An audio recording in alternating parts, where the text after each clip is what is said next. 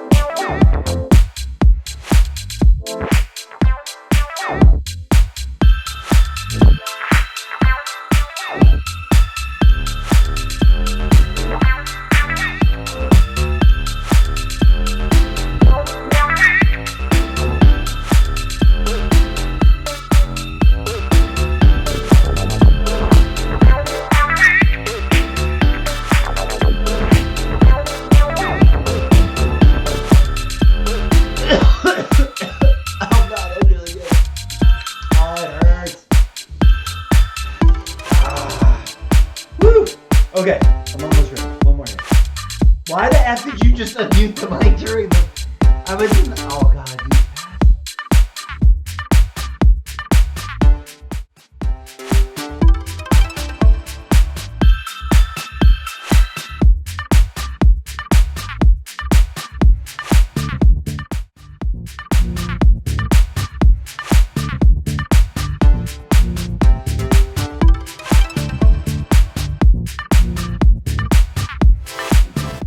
Good afternoon, good evening, good morning, and good night to you, and welcome to Twitch TV and or TikTok Live. Shout out to both audiences. Please do be patient with me, folks.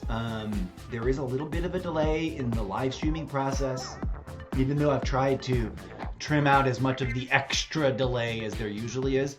But between the time you type what you want to say to me and it shows up on my Streamlabs, if you're on Twitch, it can be a little bit longer than you might expect. And then between the time it shows up and then that I notice it, if I'm busy rambling, staring at the camera, or I'm busy focused on a bit of artwork, or I'm busy,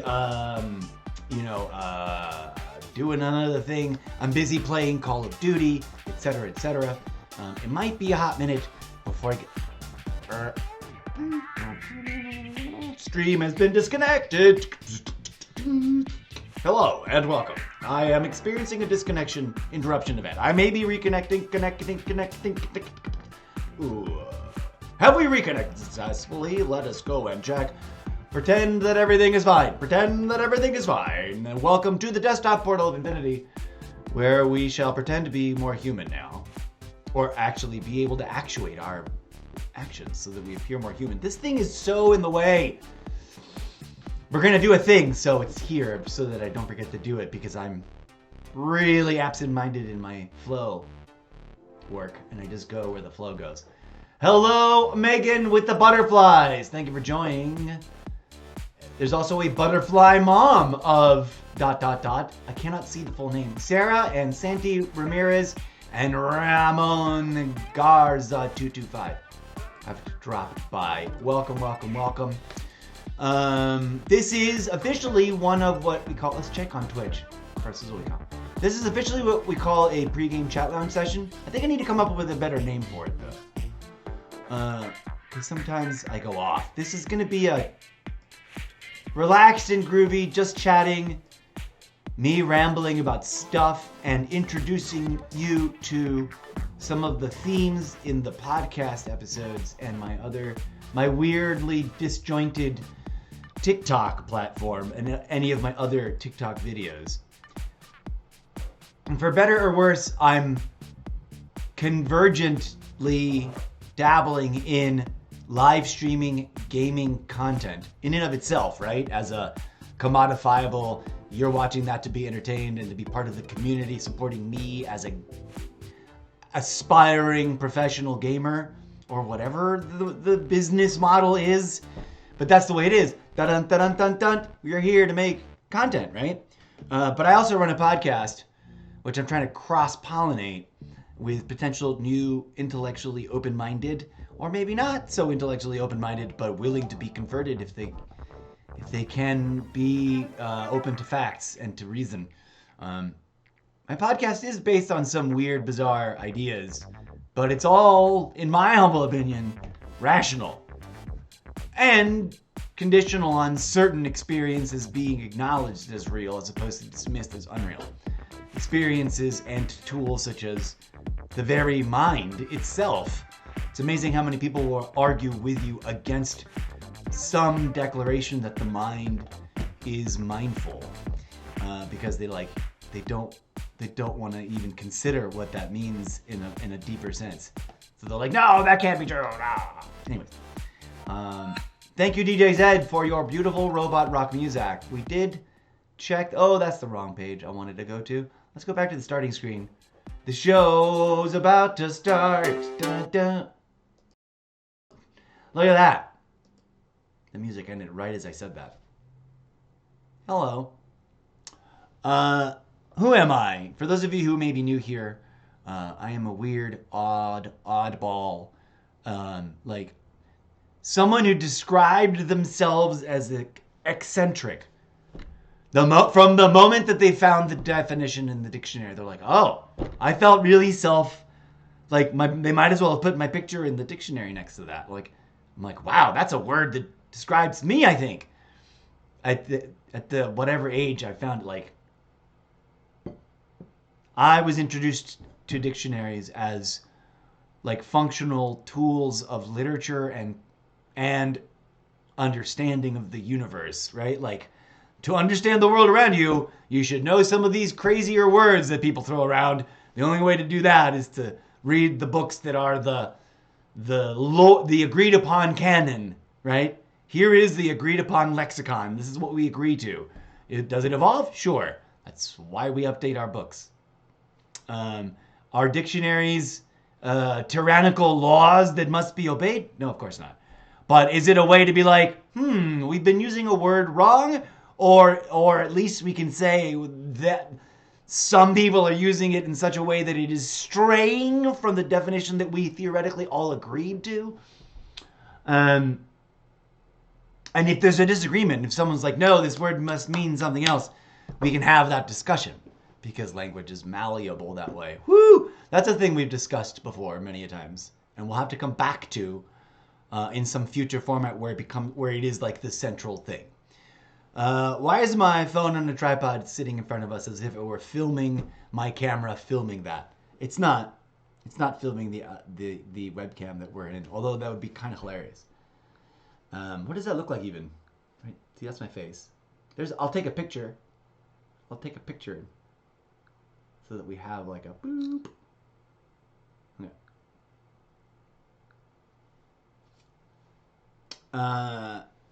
I just made a TikTok. Just made 2 TikTok videos. I've decided that I've got to do my mornings, regardless of what time of day they may be happening in. I have to do my mornings in a different way that involves like multiple layers of the content creation happening simultaneously and trying to make that all some sort of commodifiable live stream thing, product, show, whatever you want to call it. Welcome. Why did I title it Welcome to the Zeppoverse? Because I'm trying to, in the face of all the madness in the world, I'm trying to conduct on this and on many different platforms, on a collective group of different platforms, to allow as many people as possible to like share their ideas and or their questions and their criticism and their critical analysis. My experimental self-collaborative process of trying to write a book series that is comprised of multiple 3-book series, of which I've identified a certain number and have already drafted up cover pages, covers and intros and like opening chapters for, and are available for sample reads over on Wattpad.com. And yeah, there's so many moving parts. It is sometimes deeply overwhelming. Like, never mind just the hard work that is going to be required of me to literally present via live stream, me actually drafting a new page from scratch. And I don't know, will people want to sit around and join a live stream where effectively, instead of watching me play Call of Duty, which is something we've been dabbling with for a long time, on purpose for multiple reasons that I'll vector back to the writing of a book series. There is a whole little... DJ said you're way too out of yard. Because then you can't hear, the humans and their limited hearing range sometimes have a difficult time discerning my words over what you're playing, which is amazing, beautiful robot rock dance music that some of them may actually find unpleasant to listen to because they're just humans and their eardrums are fragile. And when you play it that loud, some of those things, those frequencies, which are meant for robots to listen to on a, in a giant metal tin box of a dance studio, may be a little painful for the eardrums of the humans. And more annoyingly for me, makes it impossible for even me to know what the hell I said if I want to go back and reuse a bit of it. Thank you very much. Forgive me. DJ Zed, everyone. My imaginary friend sidekick, personal valet, and permanent party co-host. Wherever we go, it's a robot party. So there's so many moving parts that we were just talking about. There's so many moving parts. Like, you know, for the project as envisioned, which you may be like, what is he talking about? Welcome. This is what this is about.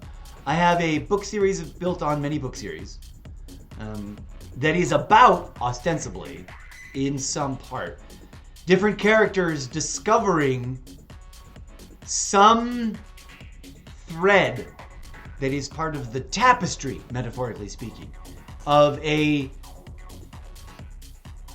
multi-faceted character known as the incorrigible Mr. Zeppo, which is not technically based on me, but which I, as the creator, am technically cosplaying in order to like improvise and invent things about him and for him to say, etc. And if you were to imagine like the many adventures of DJ Zed and Mr. Zeppo, one of the through lines is that in the multiversal places that they find themselves in, they always try to make it in that world, because that's what they do. Sort of like an homage to, for anyone who remembers this particular piece of old school television sci-fi. It may or may not exist in your universe, so I apologize if you're watching this and it doesn't exist in your universe. I cannot control that. But Infinity Sliders, in some universes it was just Sliders because some people didn't get the infinity part, but in the universe I first encountered it in, it was called Infinity Sliders X, actually, because it was like an adult version of it was like it was not it was not like adult movie time, but it was saucy, it was spicy, and it was like like if HBO made it originally, instead of, from what I understand, a much more like family-friendly channel made it first. Much more like, everything we make is going to be implicitly okay for kids to watch. But anyways, it's fun like that. Existing in multiple universes at once and talking about things that are sort of almost a collective universal phenomena, except they may be radically different, even though they're still there. Like a fun one is the A-Team, but I don't want to get distracted. Pin on the corkboard. Please don't sue me if I reference any piece of pop media that no infringement on any rights holder's rights is intended. My entire franchise that I'm trying to build is designed around and built on referencing back to our lifetimes worth of stuff that's happening. If we go back to our collective earliest memories, right? And then to project forward a couple of lifetimes, a couple of generations down the road from where we're at. And that's not easy to write about. It's not. And then to try to integrate the sci-fi elements, it's a bit mind-boggling, because I have to make up stuff that doesn't exist, and or be really careful to not be like writing something that's like, well, you're just copying this or that. But also try to homage and honor and reference science fiction that I have loved, and that many of us out there who are, self-proclaimed lovers of sci-fi, or nerds, have loved. There's plenty of sci-fi I've missed out on. So don't judge me. It's not about judging who's more nerdy about the most nerdiest sci-fi. It's just about going, oh my gosh, isn't it an amazing genre, especially in TV and film. I think it's been particularly powerful because it's one of the places where we're really allowed to get away with mocking what's going on in with the human species. If that's allowed at all in any of our media, it's sort of wink wink, nudge nudge, just sci-fi, but crazy made up space aliens. Wow, we can really talk about how messed up the human species is. Yeah. Anyways, speaking of sci-fi, and this kind of stuff is real, raw, radically unscripted. Even as I try to experimentally develop what is arguably going to be, when it's a finished product, scripted material, we're doing it on the fly, as if it were a performative act that you might end up at a Broadway theater to watch, right? Like, imagine you showed up to what's billed as some sort of hybrid of, it's not really stand-up, it's not really a one-man show. It's like he's literally up there with a typewriter and a couple of monkeys trying to write a book series in front of you. And and the night that you show up, we're gonna work on what we're gonna work on. That was one of the original iterations of the idea. And I don't have the production capital investment power. I don't have the money, whatever that money might be, wherever that money might come from. Please, dear holographic universe, bring me to the attention of a relaxed and groovy, super duper awesome, investorly minded, independently wealthy, power boss lady that's like, I like this guy's weirdness. Let's go. Let's make it happen. Because I would love to work for... My vision is about empowering women from the perspective of a guy who's like, oops, I get it. Like, I get it. I've seen it up close, up front, and personal, and I've also made my mistakes and have become, I've almost let myself be really horrible to women because the culture lets you. Because the culture can. Whoa, how did we spiral into that? What are we talking about? The world's a mess, friends. And it's getting messier. And it's hard to try to... It must be so difficult. Or maybe they're blissfully not messed up about it the way I sometimes feel when I go to bed and or wake up. Like... And I'm not judging and I'm not saying one thing or another about it either way. But I'm impressed by and or sometimes a little, and I'm being honest here, a little jealous by content creators of various kinds that are apparently, quite immersed in their mission and expressing their vision and articulating their perspective. And I know that many of them are engaging with the madness of the world, even as they continue to do stuff that doesn't address it directly. And sometimes they're like, wham! Addressing it really directly. I am someone that's like, oh, I thought I was prepared for this. And that is now like, I don't know, maybe I'm not. Maybe I need to, I don't know, I'm not entirely sure what to do other than to push forward. And to push myself to not just sit back and rest, like repeat the things that aren't particularly interesting or aren't particularly yielding the kind of content that I want to try to recursively develop. And part of it is a sort of longer form, like I want to let my brain tap into the right flow state so I can spew stuff that I can't otherwise articulate, that I can't engineer the way some authors might engineer. I've got to be like lost in like explaining in sort of oratory mode where I'm tapped into something that I can see in my mind and my mouth is doing the work without my brain having to deal with it. And I don't know if that makes sense to people or not, but I'm genuinely describing like a phenomena, like that's as real as shifting gears in a stick shift car, right? Except that it's intangible. It's something that happens I don't want to say just inside my skull because that is not right. It happens in the relationship between my body and its awarenesses and abilities, my mind, whatever that is, and its abilities and awarenesses, and whatever the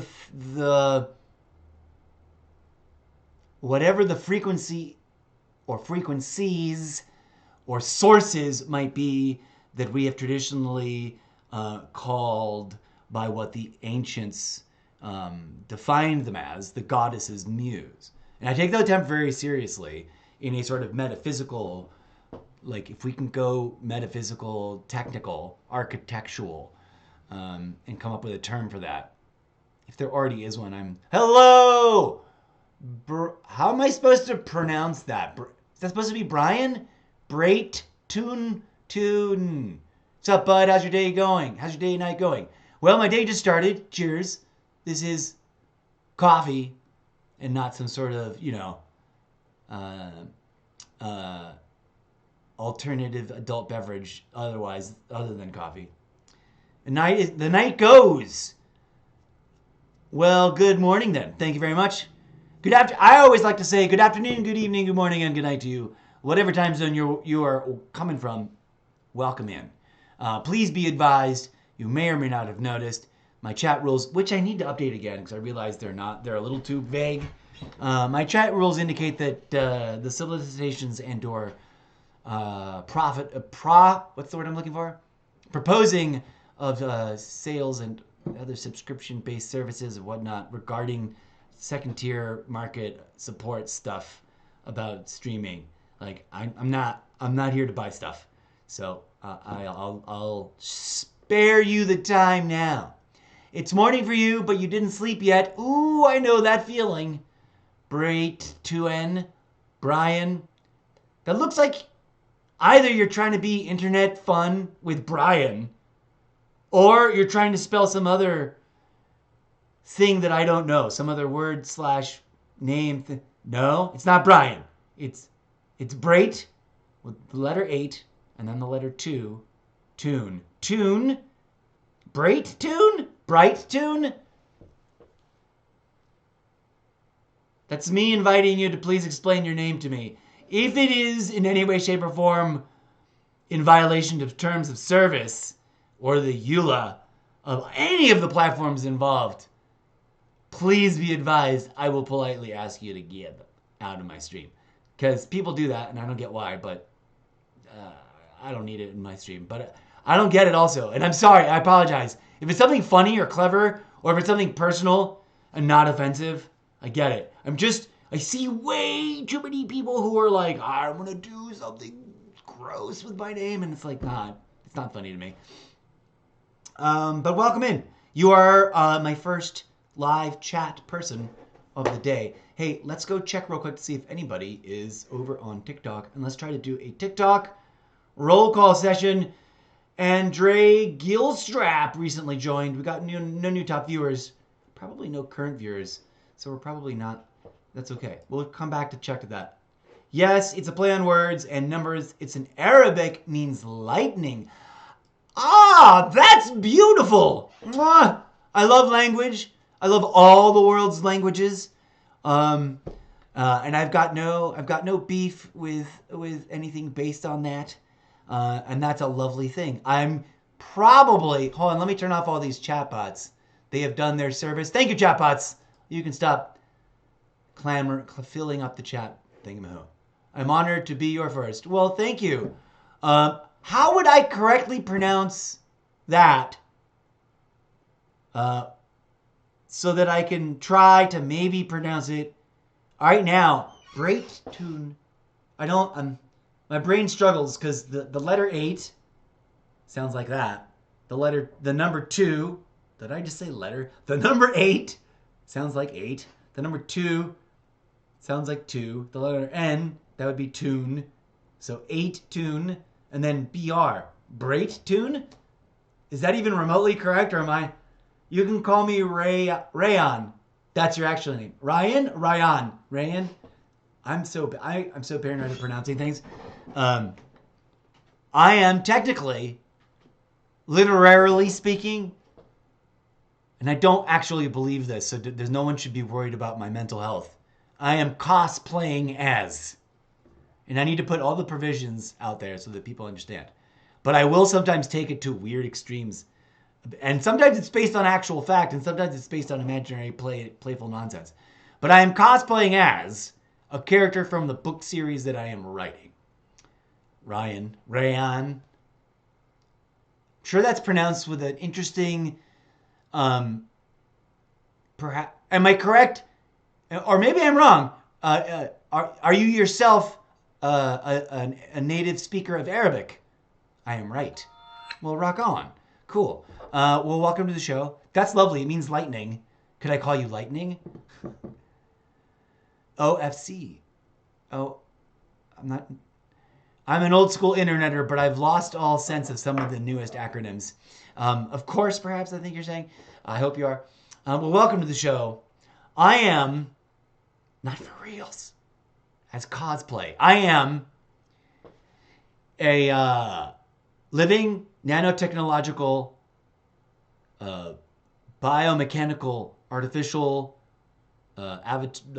robotic avatar person from a parallel dimension that was unfortunately ejected from my universe and transferred over here to this one, in which I find myself curiously stranded amongst all you humanities with your beautiful multiple languages, which I've only been able to currently have learned 2 of.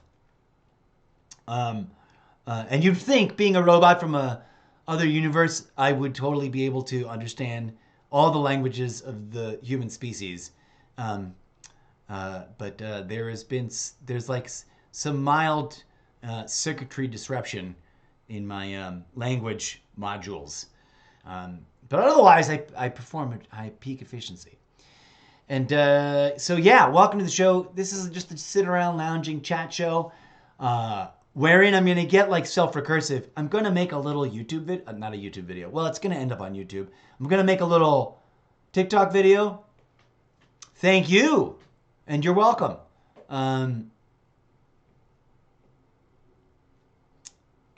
It is a beautiful thing to watch humans be good humans to each other.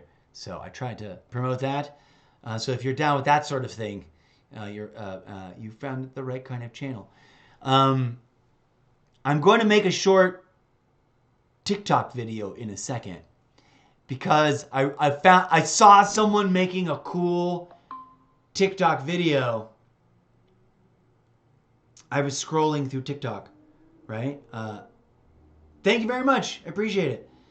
You do your thing as a chatter, please. By all means, you are welcome to share your thoughts about whatever's on your mind, if you'd like to bring stuff up. I have been hosting a public discourse podcast for many years, which I'm now trying to make decisions about the platform. Am I going to keep doing it? Should I stop doing it? Should I download all of the content and repurpose it but abandon that platform? Because it's never quite hit peak efficiency for me as far as like a platform where there was like it's monetized. I'm supposed to make money, but also it was always experimental, and maybe I never quite did the podcast right. But I'm trying to decide between doubling down for one more year. Rock on, yeah. That's what it should be about, right? Public discourse should be about interesting conversations. I'll think of some questions in a hot second. My brain's cluttered with, you love the chat? I love the chat too. I'm one of those people that has been accused of loving to hear the sound of my own voice too much because I will spiral out of control. But it's not about hearing myself talk. It's that my brain works in a weird, spirally, fractal holographic way. And my brain will try to go way out of its way to connect what seem to be seemingly unconnected things. And that might require some, especially if I feel like I need to be like performative about it and or explain, be contextualizing about it. But anyways, welcome in. Hopefully more people drop by. But then again, I'm also not sure you can relate to that. Cool.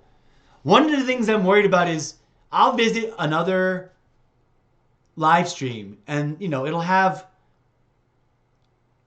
many, many, many, many people watching it. And I'm like, how does anybody even keep up? Because the chat is just like, and like, even I can't keep up with it as an audience member trying to keep up with what the audience is chatting with. I'm just like, ah. So I have no idea. And although I've been sort of at this for a hot minute, I didn't grow up participating with the live stream thing. You can't understand it either, huh? Facts, bud. Thanks. So as a content creator, I'm fascinated by that. I'm fascinated by that on all the levels, not the least of which, like if you're doing, people who do that with a talk show or are just like this, just chatting show where they just sit around and chat. I'm about to do this, but I want to get this out of the way so I can not feel like I'm going to smash it. It boggles the mind. And I go and I'll flip randomly. I'll put myself in audience mode, be like, let's flip through different TikTok things. And it's amazeballs, right? How much different stuff is out there. From people live streaming their work at a construction yard, at a crafting, like an intense hand fabrication of some sort of material arts crafting thing that's just like, oh wow, they're like smelting things and blowing glass and like and handling epic machinery, and it's dangerous. To like the weird ones that are curiously like somebody's like made a template and now it's a thing out of, about stuff in a weird way. Like there's like these shops where you'll like see the 3 or 4 of them in a row, and it looks like all 4 of those different platforms that maybe were interspersed with other things were like they look like they were all in the same room. Like someone set up a studio and they got like 7 accounts, all of them selling the same sort of stuff or talking about the same sort of thing or being, like weird. There's just so many trends. It's mind-boggling. Stream Elements, namaste. Lightning, welcome to the Zeppoverse, and thank you for the follow. Much appreciated. That is beautiful. A beautiful name in another language that means lightning. I would love to see what the cursive flow of that would look like. Like if someone wanted to make a tattoo of the word lightning. That's a language that's like, it looks, and I know for a fact is meant to sound beautiful. Like one of the things I respect about other cultural traditions is that there's nuance and complexity beyond the defaults of whatever perspective I'm looking from, right? And one has to like not forget to appreciate those. Like the fact that like the Quran itself is meant to be sung, right? Like I think a lot of Westerners don't get that. And it's like, that's a beautiful thing. I don't understand it because I'd love to listen. Sometimes I listen to it, but I don't understand what's being said. Because I find trying to learn other languages really challenging. Although I have managed to learn these 2 as a fictional character stranded amongst humans. It's one of the things. The word lightning is, ooh, that's beautiful. But your real name is, look at that. Yes, I see. Hold on, let me put on my glasses. That's a lovely thing. Hey, as someone who lives in the United States of America, can I just collectively apologize to you if anyone's ever been a jerk to you about this or about that? Because I know there's a lot of people here that would just like instantaneously go ballistic at you, and there's no need to be. You mean your username? Yes. Hold on, let me put on my glasses because that's neat. That you're like, oh, here we go. Here's what it looks like, at least in the computer font. And my vision's going. Yes, I can see how they're like sort of similar but totally different.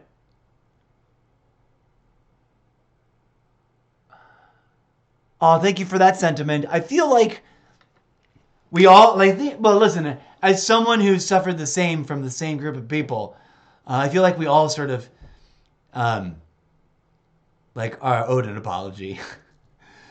But pin on the corkboard.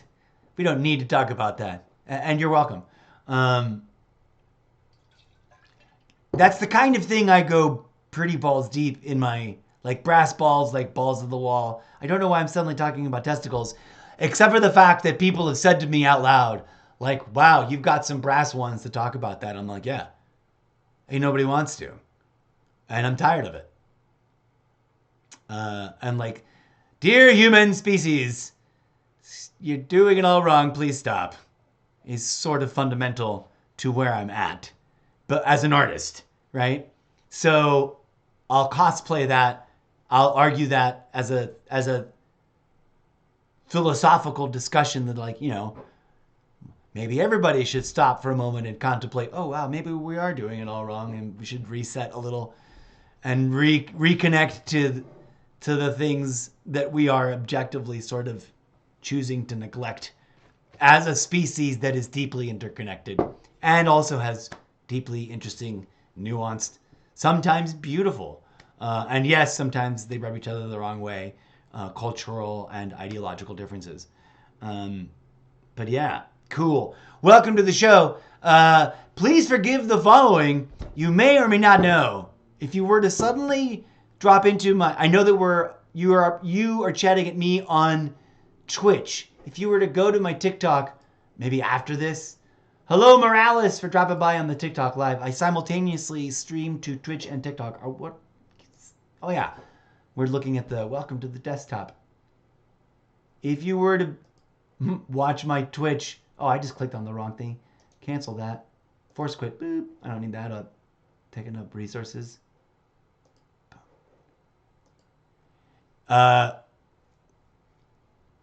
One of the places where I feel myself compelled, and it's sort of at the center of one of the special segments of my podcast of Too Many Podcasts, because my problem is I am plagued with too many ideas at every level. If I'm like, oh, let me, you know, at some point or another, many people, I don't want to say everyone does, but it's a broadly shared experience to at least have thought about, maybe I should start a podcast or a live stream thing, or bring my opinion to the world. And we, you know, in one way, shape, or form or other, we all literally are, because we take to our social media and, you know, go, I think this about that, because it's important enough for me to put it out there.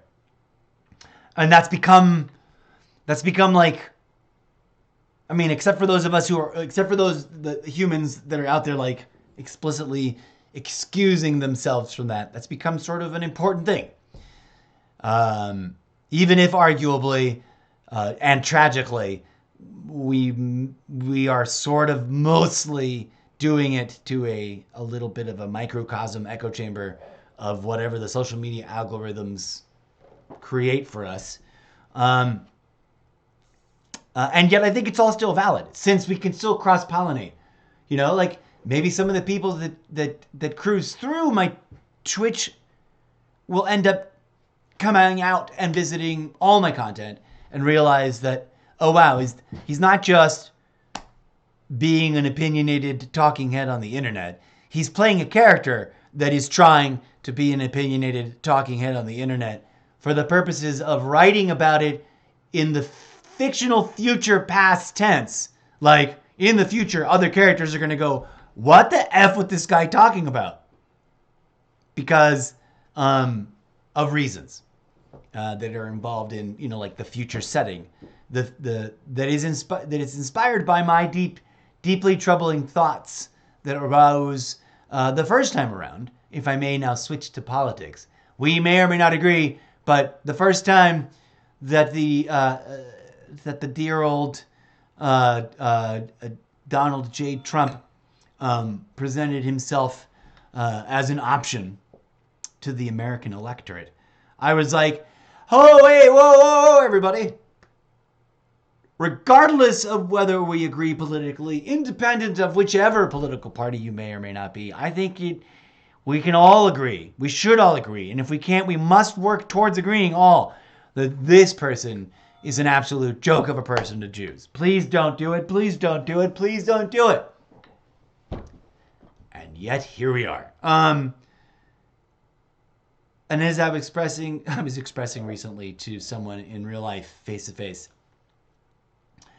in many ways, I'm deeply not confused, but disappointed and sort of confused that, like, I haven't garnered a big enough audience. Because there's people out there who I think hope to hear some of the stuff that I'm saying. And there's people out there that might be surprised by some of the stuff that I'm saying. And it's all different percentage of stuff that I'm thinking of. But I'm trying to present a crazy and ultimately, I hope, cohesive vision of like, yo, this stuff doesn't make sense as a critique of our current context, our current world, socio-political, ideological context. And there is no end to the ways in which people will be, at first, perhaps agreeably like find me appealing, and be like thinking to themselves, oh, I find what this guy got to say is interesting. And then ultimately be like, whoa, find something that I have to say off-putting. Be like, whoa, I can't agree with that. And that is sort of like my artistic, that has always been my artistic burden, or rather the burden I feel as an artist who understands that some of the things I've got to say are gonna not sit right with some people. Sometimes for obvious reasons, sometimes for not so obvious reasons. But I feel compelled to say these things. And I'm trying to find a way to express them in such a way as that they are couched in escapist. And at first, it's hilarious that this is coming through. I should maybe turn that off. How do I? Welcome to the live stream show. What is, no, I don't. I just want to lower the volume, bro. Okay. What am I even trying to say? I'm trying to say so many things at once that sometimes I think I'm connecting things and then I get sidetracked by something and then I've lost the thread and can no longer feel confident about connecting things.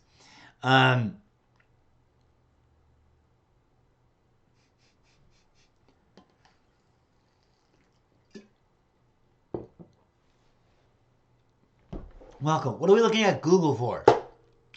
Anybody new on TikTok? No. Okay, we'll check back in after a bit. Is Twitch stable? Okay. Well, thank you. Since this entire channel, this brand is based on me cosplaying as my own fictional character, I have a general policy of not giving out my actual name as a human artist.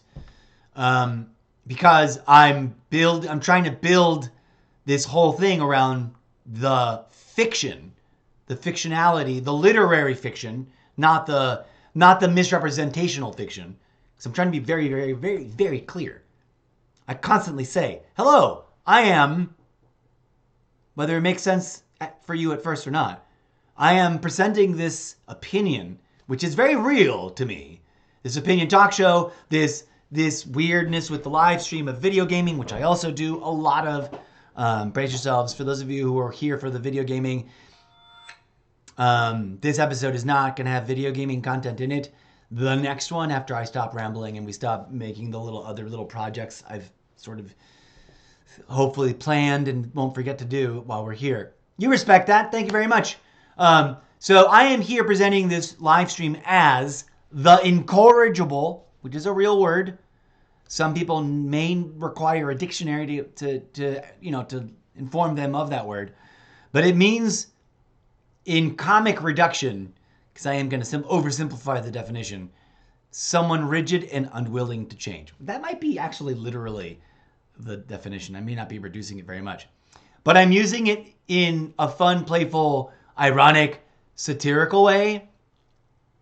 The incorrigible Mr. Zeppo. Mr. Zeppo is a very complicated character. And there's a reason why the book series is collectively called the Zeppoverse.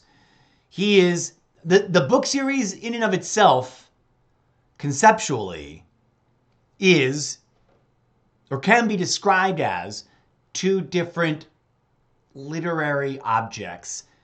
The book series is a MacGuffin in itself, and in the content I'm writing, and in the movies in the future that we may or may not make. In as much as that there will always be more books in the book series will be physically impossible for me to flesh out and write, but will be referenced as if they exist and have always existed and are sitting there somewhere in a bookshelf for Mr. Zepper to pull from and be like, you need to read this triptych. Because that's one of the gimmicky, that's one of his things that he does in the book series.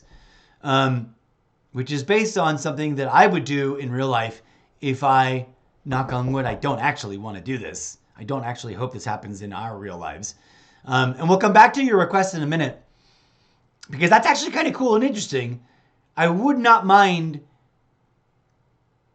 having help, but also I don't want to, I was about to say a weird thing. I would not mind having a community member that's like, fluent in Arabic so that I can, know what it would be like to say certain things in Arabic, which I do not know. I have no knowledge of how to translate or incorporate that. Like of the world's languages that I know the least of, I know very little about most of them. And I generally just love language in general. You hope I succeed in my goals. Well, thank you very much. Bright tune, which means lightning. Sure, dude, you would love to help. Well, thanks. You don't have to. It's also not necessary. It's just a fun thing. Simultaneously, the same is true of every language I don't know. It would be kind of hilariously brilliant if suddenly a native French speaker and a native Italian speaker, and some combination of other native speakers of languages from around the world who also spoke English happen to be like, we're also here. Like, hey, hi, I'm this and I am that. Because it would be pretty cool. Because in the real world, it's just I find bilingual status and multilingual status fascinating, and I applaud it, right? Anybody who knows more than one language has earned quite a few widgets of imaginary respect credit, like global street cred with me, because that isn't easy. And the more languages you know, F off. And those who are somehow angry by that or offended by that, I don't understand. I don't get it. That's fine. We have that in common, but about different languages, right? We have apparently. I'm gonna guess. I'm also gonna guess that I'm right. We have English in common, yeah, it'd be brilliant if the whole world. Many of a linguist has speculatively and or academically argued that it would be wonderful for the world to develop a original, new, inclusive, holistic, respectful, and of course some people think this is a crazy bad idea for a bunch of reasons, which we don't need to talk about. But I'm fascinated by the idea in the abstract. I don't know that there's a plan to do it that's either benign or malicious or explicitly good, but a universal global language that would somehow be accessible to everyone so that we could all learn about each other's cultures and each other's, ideas and each other's languages by having a shared, powerful, empowering, universal bridge language that would help bridge the gap between learning any other language, right? Wouldn't that be crazy? Eclipse, clip that. We're now going to make that a central part of the future worlds that we explore, and retroactively some of the things that that my characters might argue for or explore, pretend to be first adopters for in the fictionalized retconned past that is theoretically based on the past in your universe as an audience member. So one of the weird magical things about the universe or about the book series which I don't know how to do except to pretend it is true and talk about it as if it is true and write about it and make fake instances like in the world of it being true in a weird way, is that whoever reads the book, whether it's you, our new friend of the stream, whose online name is the Greek, sorry, I just said Greek, that was terrible. That was just my brain misfiring. The Arabic word for lightning, or anybody else, like here in your universe, or, you know, in a parallel universe that's slightly similar but slightly completely different, or, you know, in any other universe that can be conceived of. Whoever reads any of the book series, the worlds that are created therein and that are on the pages are supposed to be like deeply tailored, inspired by the world that the reader lives in.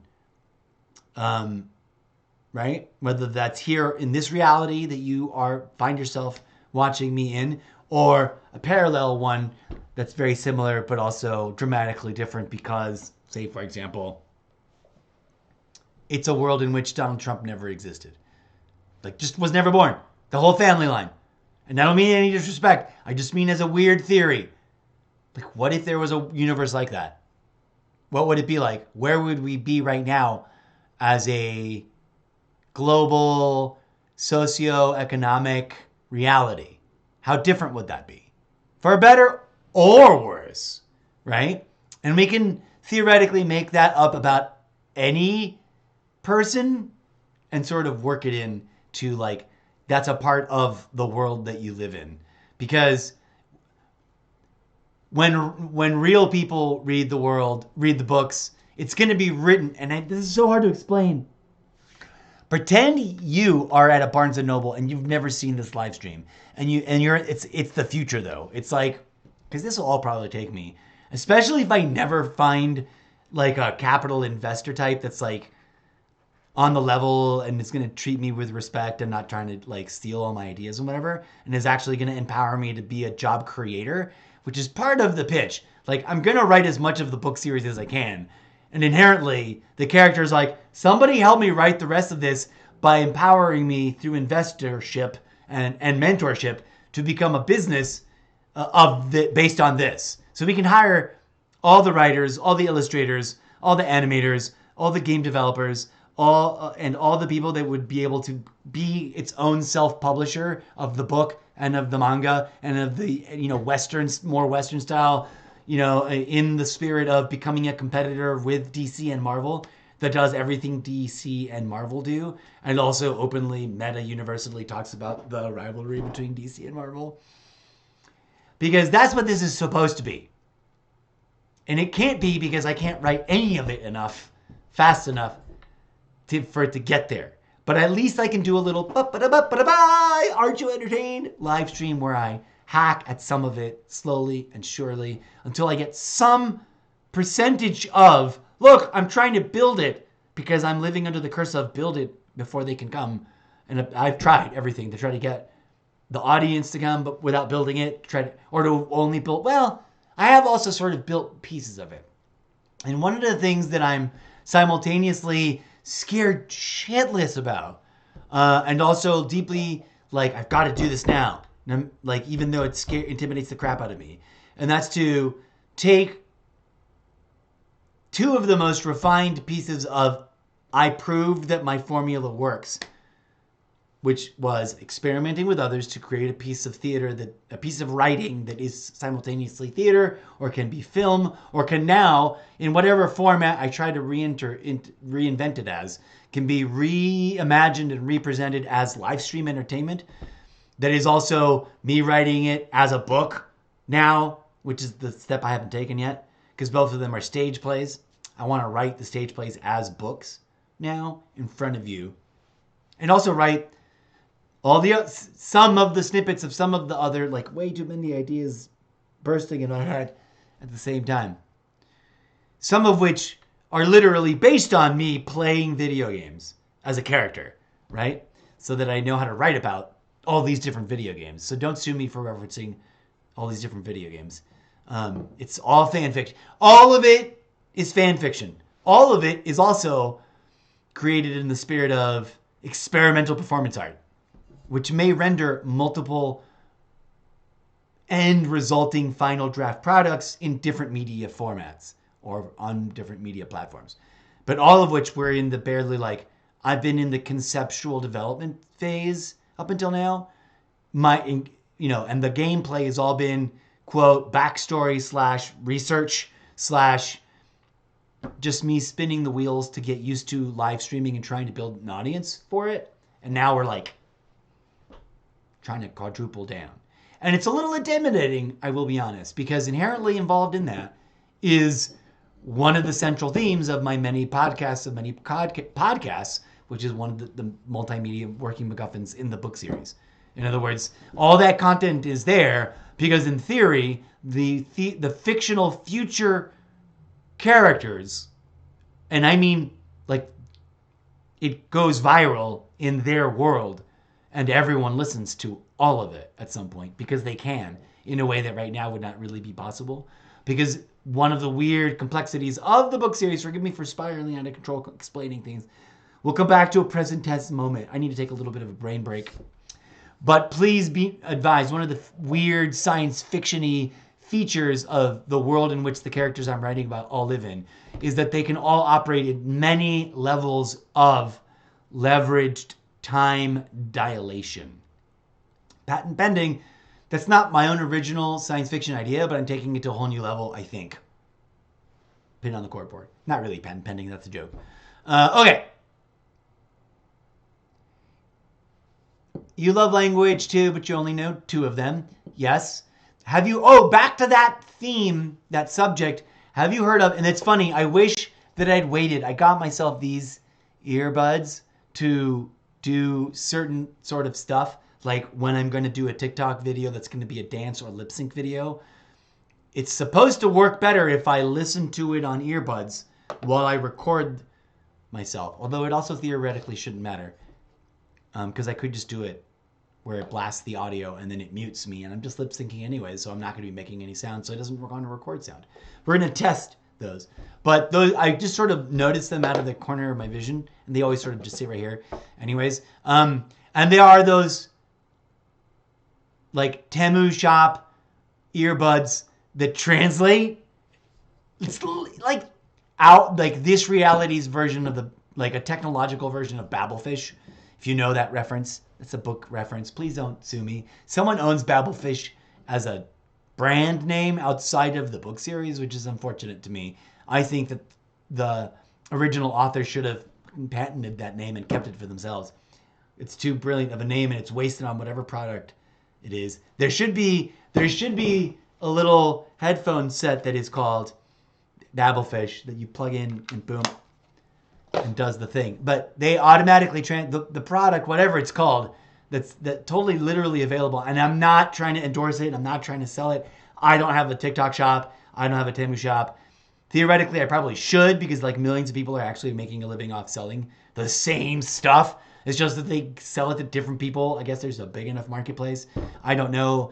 I constantly feel like I'm butting my head against the brick wall of all of these marketplaces are inundated, right? Like saturated AF. But who knows? Maybe I'm just doing it wrong. Did you try it? Does it work? You mean the earphones that translate? I have not tried them. And so I don't know if they work, but I've seen them a lot on TikTok. Like I saw one video and I was like, oh, cool. That's a pretty awesome thing. And I actually went to the Temu shop to go check them out to see what price point they were. And I'm like, they're pretty reasonably priced.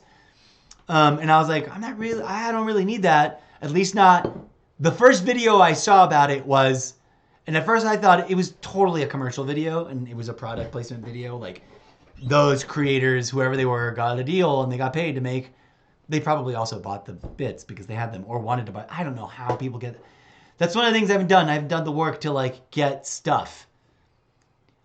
Right now, off the top of my head, I know it's possible, and I know that it would take probably just an afternoon's worth of looking into it. But I can get myself a pair of those Temu earbuds either on discount or for free by saying, by making a deal to review them or whatever. I haven't done that yet. I'm trying to focus on you know, my own weird shenanigans, and it feels like trying to do that all the time would become its own whale of a thing. And it feels like there's already thousands, if not millions, of those channels.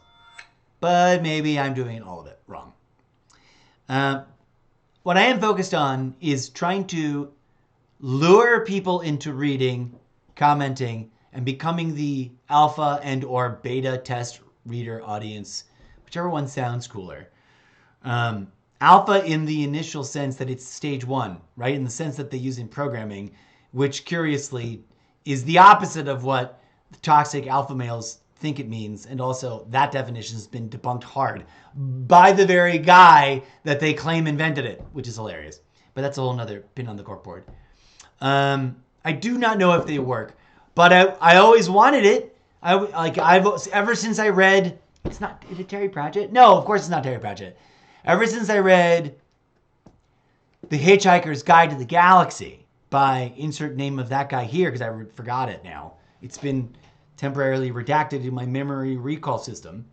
But if you've never read that, go get yourself a copy of that book as a little gift to yourself. If you love science fiction and you love like weird, offbeat, British, funny science fiction, this is a zinger. It's an get the omnibus.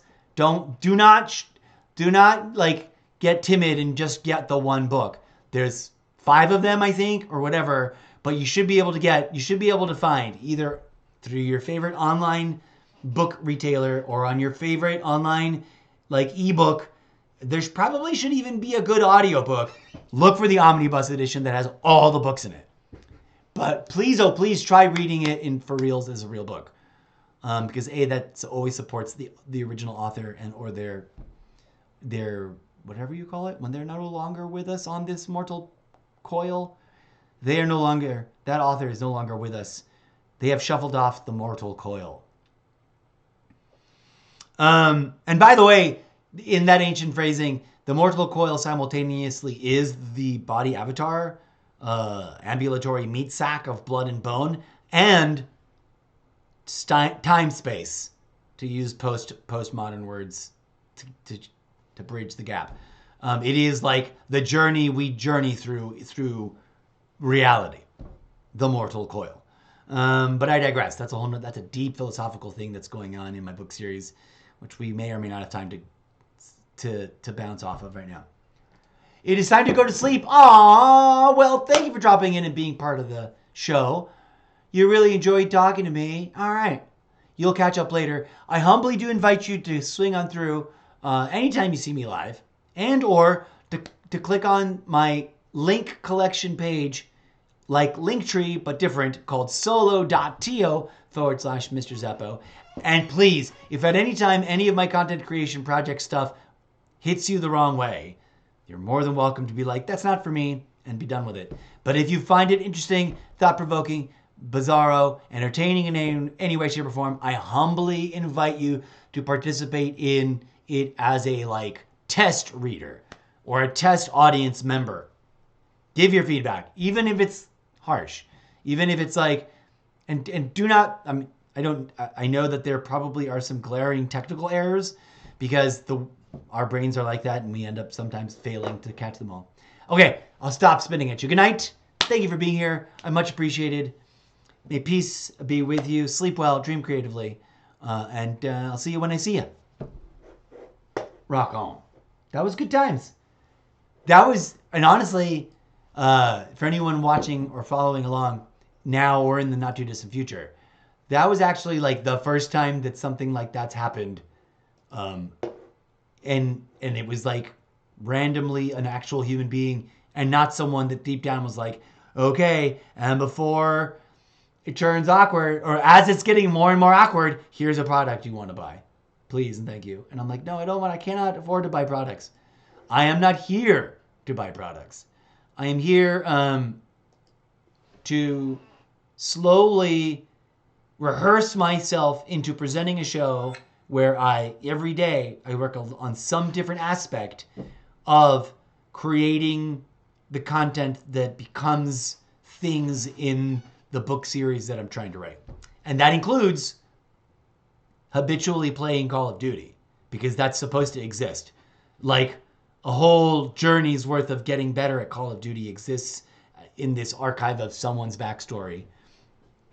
And I want to know what that's like to have played the game that intensely and to play other games and either to have failed or succeeded, because I kind of don't know where that character's journey is really going.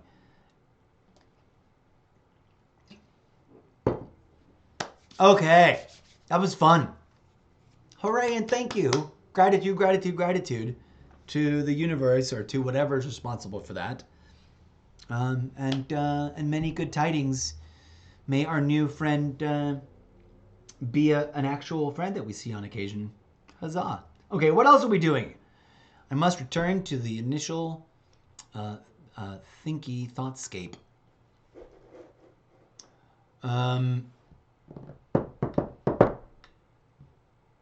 Right. I wanted to do one of those cool little videos. I was starting to introduce this, and Curiously then proceeded to not do it while our new friend was there. But I thought I would just sort of try to engage, and also, since they were new here, explain snippets to try to tease them into curiosity. Hopefully it worked. Hopefully they'll engage with the link collection page, solo.to. Hopefully they'll come back here and watch some of the older videos. And you know, if you're not that into video game content, one of the hacks that people are encouraged to employ is to, you know, if you're not really that into the video game content, then don't watch the video game content. Skip them, or maybe scrub through them and see if there's any cool things where I just ramble for a while. Sometimes I start off trying to play a game and then I just get derailed because something happens.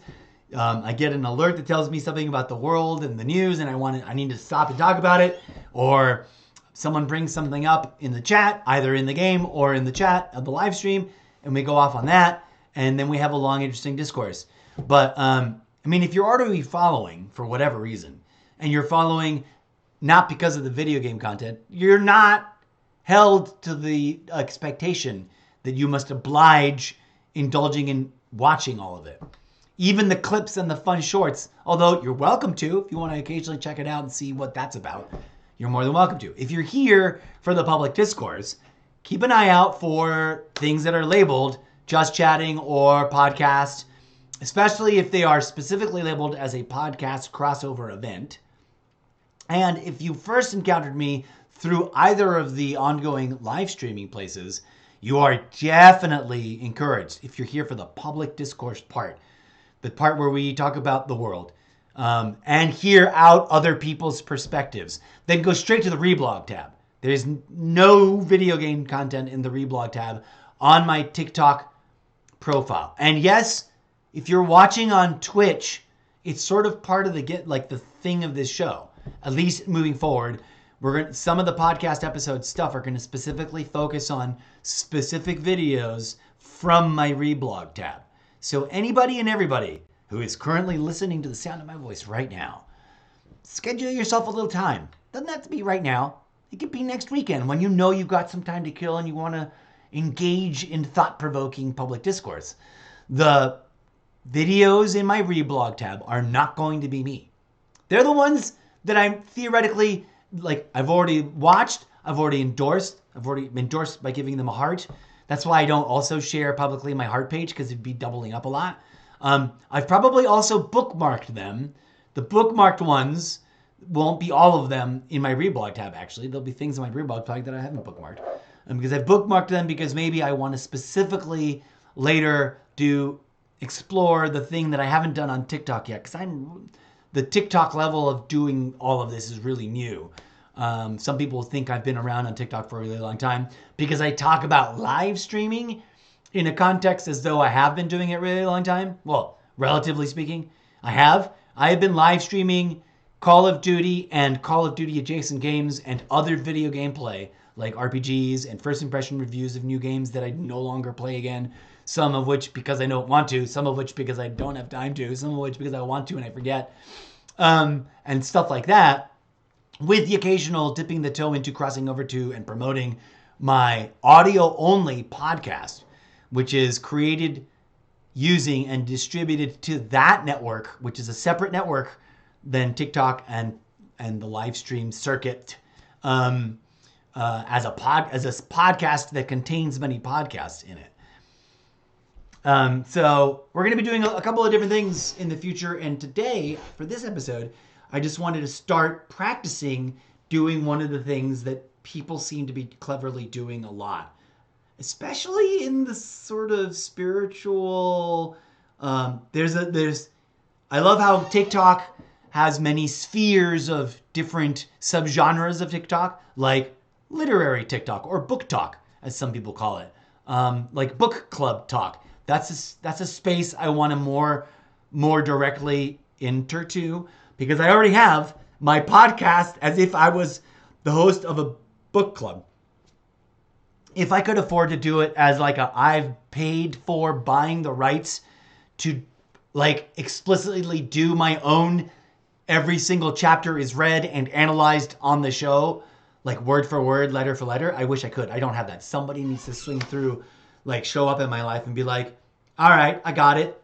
Let's go. Let me produce that for you. Like in the legitimate sense that that's what a fucking producer's job actually is, right? Like to be like, here's what the artistic vision is. Here's what the business plan needs. Now we need to know what the contracts and the legal things that need to be worked are, and you know, with the lawyers and the money, the bank, whoever the money people are, the what some people might call the bank or the bank rollers, the investors, the creditors, as it were. The producer brings all of those tools, most especially the money, to focus and to leverage to make things happen. And that's one of the things I would, if I theoretically could, if I already had the leverage and the power and the investment capital, the sort of bank role, as it were, necessary. But I can't, so you got to imagine it in our minds. And or sort of jerry rig it up as far, that's a terrible term. That term should get ousted, because it is technically from a terrible time and mentality. What are we talking about now? Oh, what was I going to do? One of the little things that I saw someone, a spiritual reading content creator, which I randomly follow some of them, because despite what anyone may or may not assume about me, that was actually my very first and most weirdly delayed yet sort of been sitting in plain sight online live stream project, was sort of spiritual flavor as opposed to sci-fi flavored or political discourse flavored.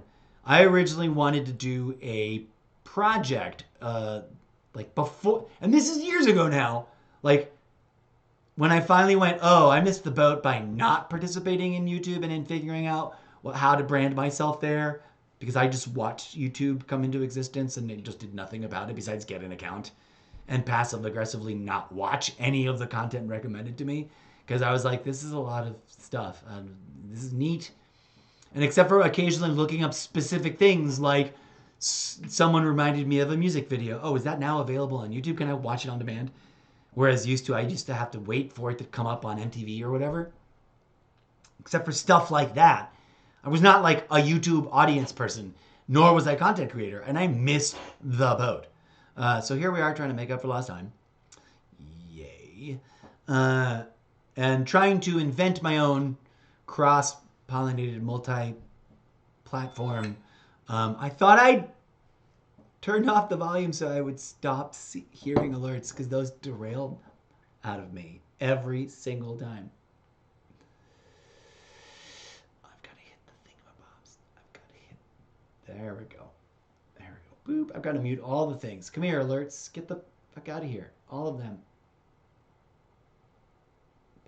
Everything. Just mute everything, bro. Mute. It's muted.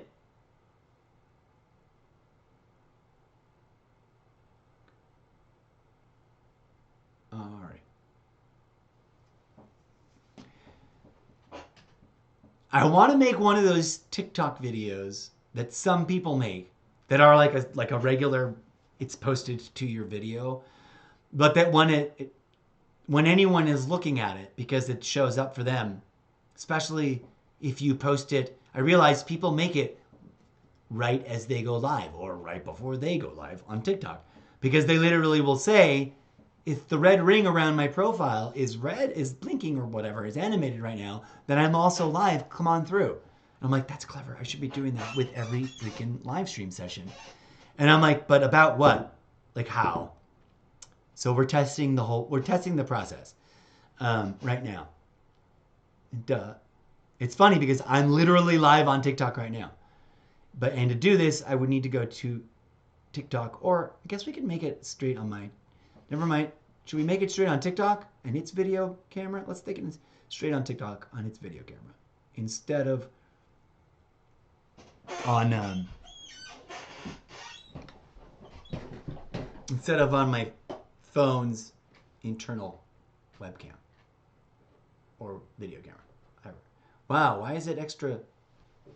So I'm not recording this with this camera. I'm recording myself with the whatchamahoozle camera. What do we got? Retouch off? No, we want not retouch on, retouch off, special effects on. Do we have special effects on? I thought we didn't. Vintage? And that's the special effect we used for our last video. We don't need to use it now. Movie? No. How about nothing? Let's go back to nothing. Is my... What is this? Oh no. Oh God, no. What are we doing? Suddenly, it's funny, I can't show you, I can't simultaneously show you this work. Theoretically, I could be showing you it as I do it if I had set up my phone to be fed into Streamlabs, but I haven't figured out if I can do that using this cable or not. And it's the one cable like long enough. Come here, you. I don't want any of that. No, I also don't want this. Hang on. I think the camera got the camera. I think the touch screen in front of my camera bub is smudgy with like smudgy stuff. There we go. It's no longer streaking quite as much. The border of that thing is like, it was like streaking green streaks across my face. It was like really annoying. Okay.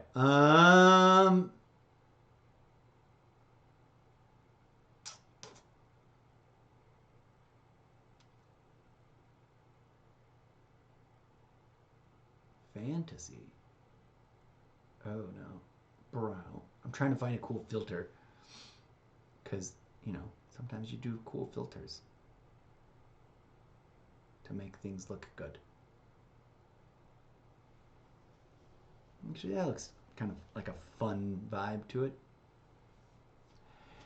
Now, I initially, dear live stream, I'm not recording yet. I had some thoughts about what to say, and they are gone. And that is the curse I live under. I'll have a really interesting idea in my, unless I speak it out loud into something that's already recording, or I have someone ready on hand to like record it for me and then we can edit it later, or I have someone on hand to like write it down and hear me out so that they can know it too. My brain will be like, here's an idea, blah. My brain, while it's blah, blaring, like articulating the words that comprise the idea that I've just sort of discovered and opened up and it like filled my brain with imagery. Once it's done doing that, my memory goes, I'm not retaining it. Boop. I can remember weird stuff like the first time we accidentally pooped in the hallway when we were toddlers. I remember accidentally pooping in the hallway as I was walking towards the bathroom because I was a big boy and I can go make it to the bathroom and make a number 2 on my own. And instead there was like poo on the floor. I think everybody's done that, right? No, I guess many people were lucky enough to be attended to well enough that didn't happen to them at some point. Not that I wasn't well attended to as a child. Why am I talking about this? That's crazy. Because we're going to put that in the backstory of some character as like a deeply shameful, weird memory that explains some funny feature about them. What the F are we making a TikTok video about? I'm making a TikTok. Oh, right. Here we go. The idea just came back. And instead of over-explaining it, I should just shoot it, right?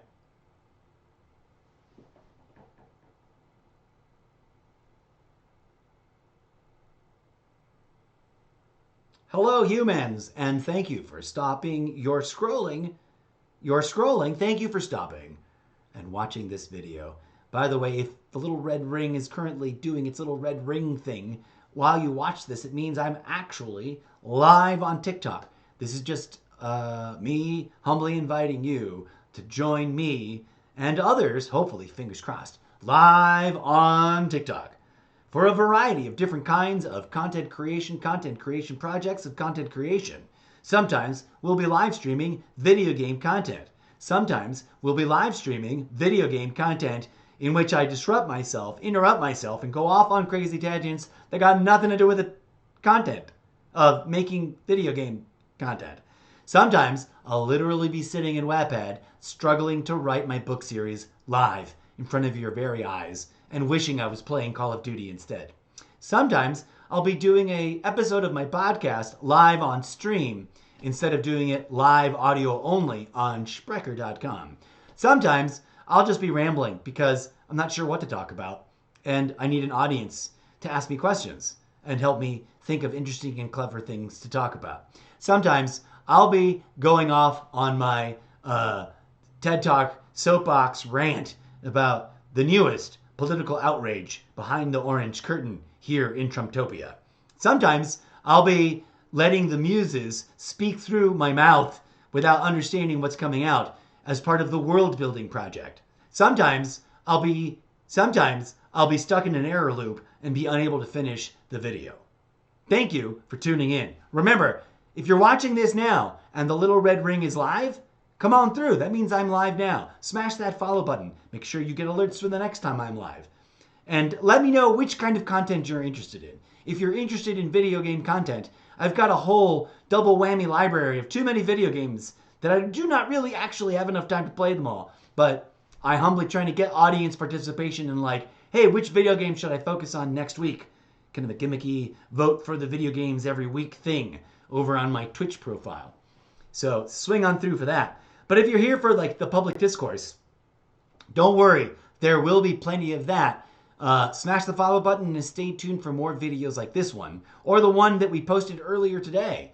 Be sure to check it out if you haven't seen it yet. It should be the next one or the first one pinned or both. Error code.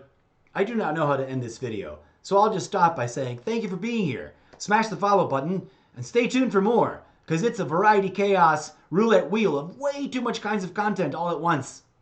And it's about to get more something. Thanks. I need to edit this last bit out. Or just keep it because it's funny. I don't know. I'm new. I'm doing this all wrong, aren't I? What kind of music am I going to add to this? Let's find out.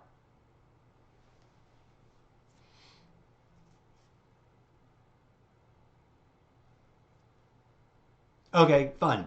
So, in theory,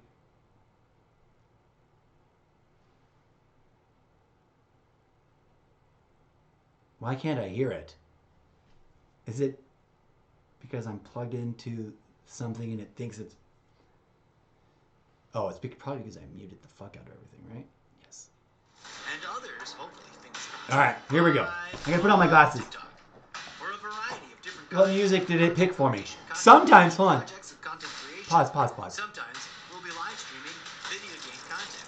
Sometimes we'll be... How do I pause it, motherfucker? Pause, bro. In which I disrupt myself, interrupt myself, and go off on crazy tangents that got nothing to do with the content. Hello, humans, and thank you for stopping your scrolling. Hello, humans, and thank you for stopping your scrolling. I kind of like that for now. Your scrolling. Thank you for stopping and watching this video. By the way, the little red ring is currently doing its little red ring thing. While you watch this, it means... Okay, now we're gonna... Sorry, this will be tedious. I've got my glasses on. I've got to ask it to render. Usually I do that. Maybe I should turn the music off.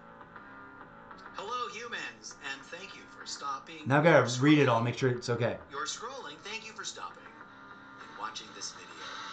Actually, first let me change the... Which version of purple do I like the most?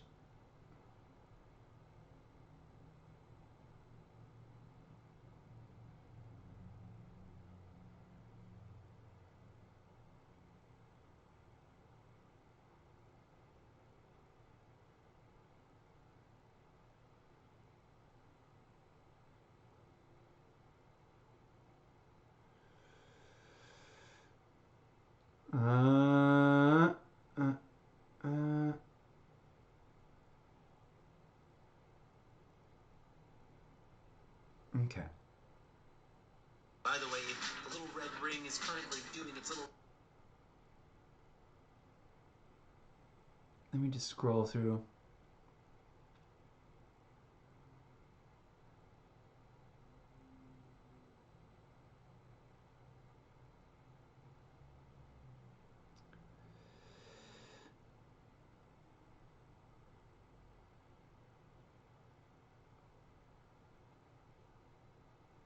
Real quick, just kind of scanning for anything that's like really wrong, but also to like force it to like, okay, we looked at all of this.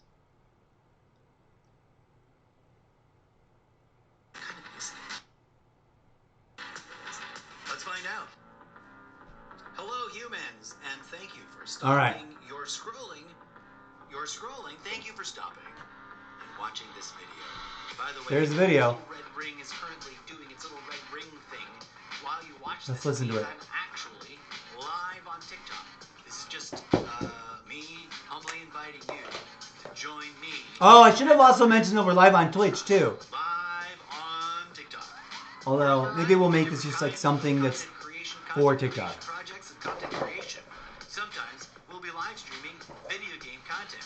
Sometimes we'll be live streaming video game content in which I disrupt myself, interrupt myself, and go off on crazy tangents that got nothing to do with the content of making video game content. Sometimes I'll literally be sitting in Wattpad, struggling to write my book series live in front of your very eyes, and wishing I was playing Call of Duty instead.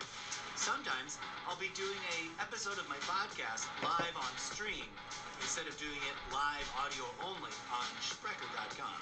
Sometimes I'll just be rambling because I'm not sure what to talk about, and I need an audience to ask me questions. Okay, we need to. I found a couple errors. Need to fix. Sometimes. Okay, I need to pause.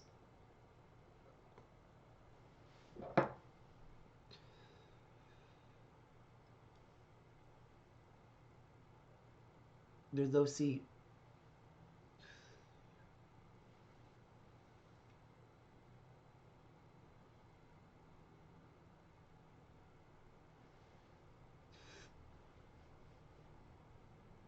Instead of doing it live audio only on Sprecher.com.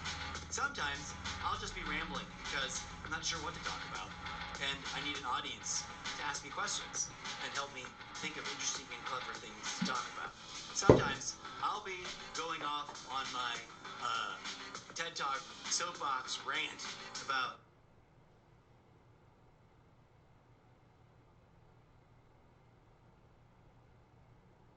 It heard me as as TikTok, which is hilarious.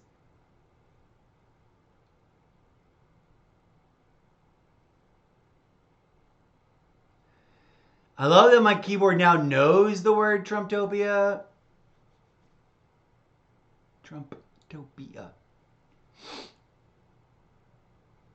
Wait. Where is undo?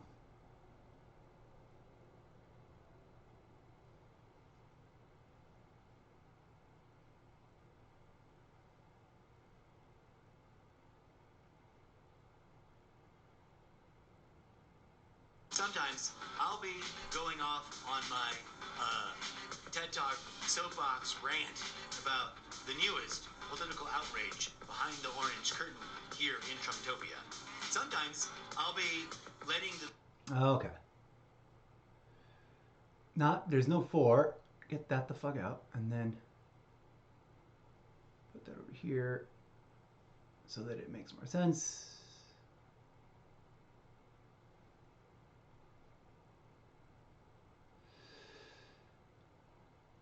Save all that. By the way, the little red ring is currently doing its little red ring thing. While you watch this, it means I'm actually live on TikTok. This is just me humbly inviting... Yeah, I know this is totally crazy, boring, tedious, but welcome to the show, folks. Let's go check real quick, see if nobody is live on TikTok with us. Nah, nobody currently. We're almost ready to post this, though. It's going to be hilarious. In which I disrupt myself, interrupt myself, and go off on crazy tangents that got nothing to do with the content of making video game content. Sometimes I'll literally be sitting in Wattpad, struggling to write my book series live in front of your very eyes, and wishing I was playing Call of Duty instead. Sometimes I'll be doing an episode of my podcast live on stream instead of doing it live audio only on Sprecher.com. Sometimes I'll just be rambling because I'm not sure what to talk about, and I need an audience to ask me questions and help me think of interesting and clever things to talk about. Sometimes I'll be going off on my TED Talk soapbox rant about the newest political outrage behind the orange curtain here in Trumptopia. Sometimes I'll be letting the muses speak through my mouth without understanding what's coming out as part of the world building project. Sometimes I'll be stuck in an error loop and be unable to finish the video. Thank you for tuning in. Remember. No, why is it reprocessing it? That's so weird. Oh, it's reprocessing it, which means I'm gonna have to fucking edit it all over again. Hello, humans. Dang it! Thank you for stopping your It did. It redid it. Ah, it's fine.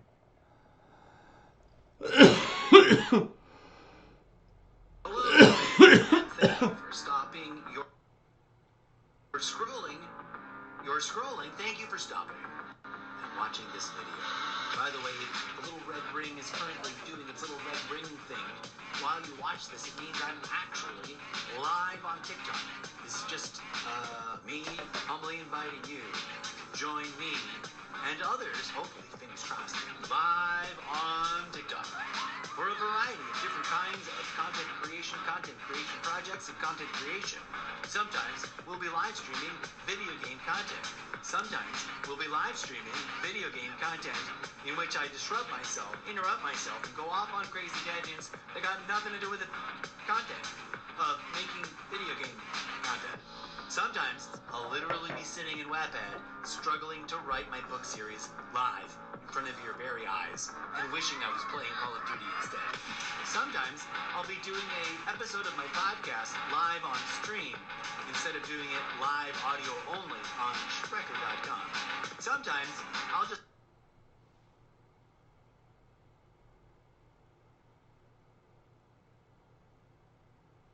Sprecher. .com.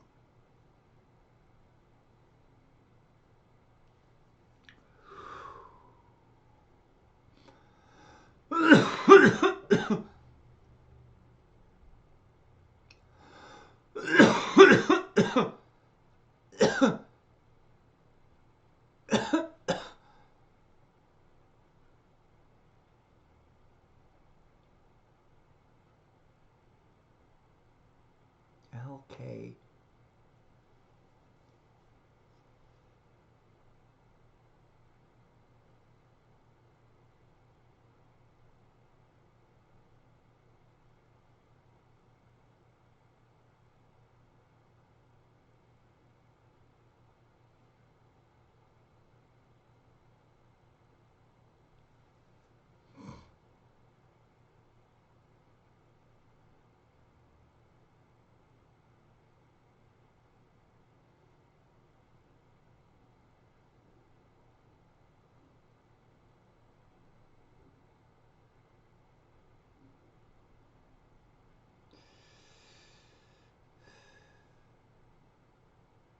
I don't mind that this word is missing from the audio. It's kind of hilarious when that happens. I see it that sometimes people do that in their own. There are some people who never check their captions. Hello, dear audience. Hello. We're live producing a tiny, improvised, impromptu, real, raw, radically unscripted mini promo video loop based on something I've seen recently on TikTok from content creators that I've come across that I'm like, oh, I like the clever idea of saying, hey, look, I'm live now in a static video that's sitting there forever so that anytime you're live, if anyone happens to be watching that video, you'll be live. Yada, yada, yada. Anyways, I'm doing my version of it and going through. Some sort of error happened in the whatever work we'd done to fix the captions up until that point just now got reset because it reprocessed them all. So I'm trying to scroll through and just make sure that I remember everything we already fixed. Here we go. I was going to go fix arrow loop, which should be error loop.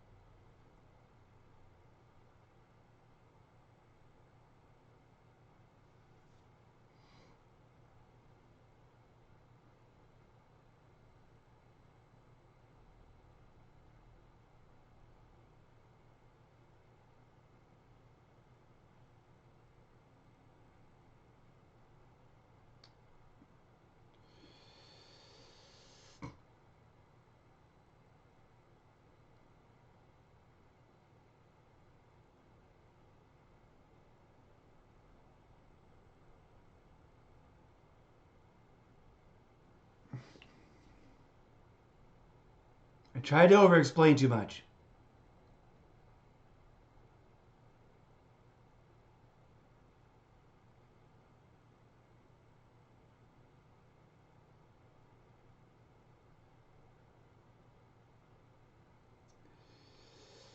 Let me just fix this so it's a little bit more on brand, visually enticing.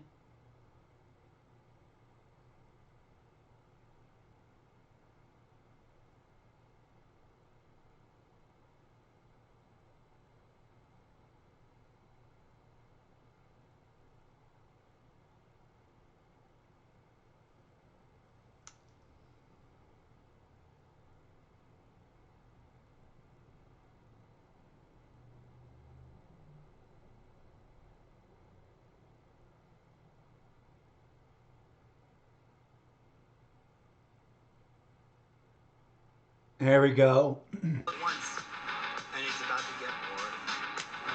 Something. Thanks. I need to edit this last one.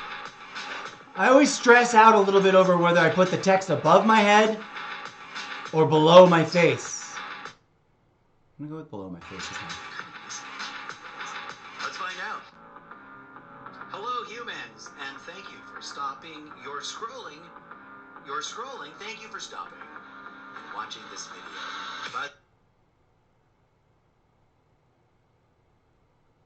I am not going to post it to Facebook. Boo-weep. 120-hour work weeks on site for next to no pay? Yeah, inferior Chad can have that. That's a friend of mine I follow on TikTok. They are dope. What is their TikTok name? I should promote them. The Empress CJJ. I think that's the right way to read that. The Empress CJJ. I have often, although not, I don't know about recently, I've often reblogged, reposted their stuff. Okay, folks, please do, if anyone's watching and new, smash the follow button and then make some time for yourself to check out my reblog tab. As that's going to be one of those things where, like, what's one of those things? The point of the reblog tab, there's videos there where I have encountered someone with whom I cannot disagree. Like, I wholeheartedly agree with what they're saying, and who have said it better than me. So instead of trying to do my version of that for the platform, I'm going to encourage people as a mechanic. I don't know if other platforms do this or not. I don't know what is normal and what is not considered normal, but moving forward for the course of the rest of this year and onward, like in the coming days, as I like to say occasionally, in the coming hours, minutes, days, weeks, months, and probably years, I'm going to humbly invite you to put on your sincere intellectual thinky thought cap of, like, question everything. And go to my TikTok account, not to watch anything I've posted that I made. although you're more than welcome to do that as a separate activity. This is a call to action to please, please, please go to my reblogs tab posts, and it's the one with the little circle arrows. It's like a recycle thing. And whether you start diving into the most recent ones or you scroll the fuck way down to the most oldest ones, they're all there for the purpose of like having public discourse around what these creators have so eloquently and articulately brought to our worldwide attention. And if you are choosing to follow me, I'm inviting you to engage with them no deeper, if you don't want to, than the one video. If out of any of the thousands of videos that are going to pile up on here, I've already got probably dozens and dozens, if not actual hundreds already. So like I said, scroll as deep or as shallow, far back as you want. All of it is there to be like, please, please take a moment to consider it. And I'll be going back through it all to be like, this should be done. Maybe I should approach it differently. Some of these are probably videos that I should actually do a proper like stitch, twitch or whatever they call it, which is a whole standard thing there, standard practice. And some of them are, nope, they need to be left alone. But I'm going to be doing TikTok lives in the like talk show format. I think we're into casual just chatting today. I didn't put it up as podcast.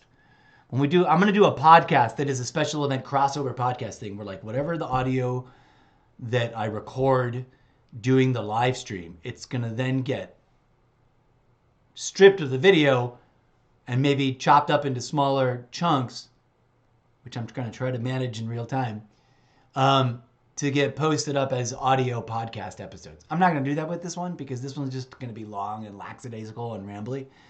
I didn't have a strict plan. I had like a vision for just exploring the vibe of like, okay, if I had a plan, we were going live, I would have wanted to have achieved stuff by now. Like right now, theoretically, I could have made 3 new TikTok videos about a specific idea. One that's like, hey, I'm live now, come on, join us. Another one that's like, here's an important video from the deepest of the deep, dark recesses of my reblog tab page. And we're going to listen to it live right now. Actually, I would be doing that on my iPhone. Sorry, I don't have an iPhone. On my iPad, the one that's patched in, I would be doing it like this. Instead of over here, I'm kind of faux doing it. Come on through, friends. Welcome to the show. Public service announcement. Remember, kids, a video game V-word is fun, but real life V-word is, except for the rare occasions of self-defense, generally speaking, unacceptable. Obviously, there's some argumentation and nuance to be explored there, but just don't be smacking around people and or choosing the V-word and or, unnecessarily like intense action as a way to solve any of your problems, because it doesn't usually actually solve the problem. Unless, of course, the problem is someone else is doing that to you. Then, yeah, duh. Self-defense is self-defense. Please stand by. Wow, this is the beginning. Where are we? What was I looking for? Oh, pregame chat lounge session. Let's way that over there. Thank you for joining us for a little bit of that.